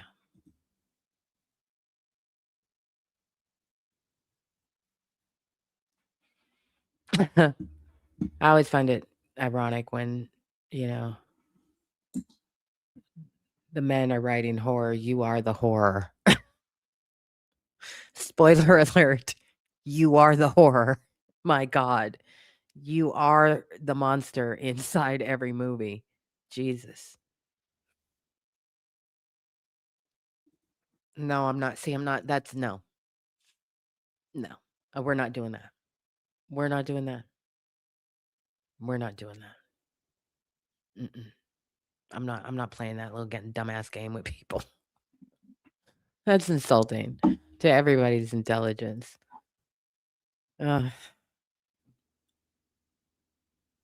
Well, we've spent over 3 hours together. It's almost 10 o'clock at night. It's been nice to hang out with y'all. We've had a interesting conversation these past 3 hours and some minutes. I'ma go. Again, if you did not catch the live from earlier today, check it out this weekend when you get a chance, beloved. I may see you again this weekend. I may not. We'll see what happens. You know. But we've spent a lot of time together this week. It's been a good week. And yeah, good to hang out with y'all. I hope you have a wonderful rest of the day. And if I don't see you, a wonderful rest of your weekend. Princey says the same thing. I swear to God, he knows when I'm saying goodbye because he's like, yeah, let's go get some food. She's almost done. You see how he sat there that whole fucking time. He didn't say shit. As soon as I started to say my goodbyes, I don't know if you could hear him. He started grumbling. grumbling, ain't moved. Been 3 hours. That boy just sat there, licked his feet, stretched, farted a couple times. There was sneezing happening, but he been sitting there. As soon as I start my goodbye, he's like, meow, meow, meow, meow. Big stretch, jump off the couch. He is directly behind me right now. I just want you to know. He's waiting for my chair to swivel in the direction of the kitchen. And then he's going to run there meowing because he wants another dinner. Fun fact, he's on a diet. Okay. He doesn't like it, but I'm doing fantastically. This boy tries to get me every turn for extra yum yums, and I have resisted going on 3 weeks. I'm doing great. He still has not accepted that this is the reality that he is dealing with. So he is waiting for my chair to just move in that direction, and then he's going to get real happy zoomies and run into the kitchen. I'm going to give him some diet, some diet snackies at a half portion, and then I'm going to walk briskly away, because that's how you do it as a fur baby parent. You just do not allow them to make eye contact with you and briskly walk away. And then you won. If you make eye contact, you going to lose and feed them second and third dinner. Yes, yes, yes. Sugar Ray recognizes, with that being said, and as the stream is ending, oh my gosh. I mean, because this is not the first time it's happened. Sometimes he's sitting right over here and he'll start to do the same thing. He'll get up, he'll start to stretch, and I'm like, I'm going to have to switch it up because apparently I've set an expectation that once I'm done here, there's going to be yum yums. All right, y'all. Have a wonderful rest of your night and a wonderful rest of your weekend. You calm down, boy. And I will see. Oh, now he's rubbing my ankle. Flirty little boy. I will see you all very soon. Take care. Peace. Yeah, I'm coming.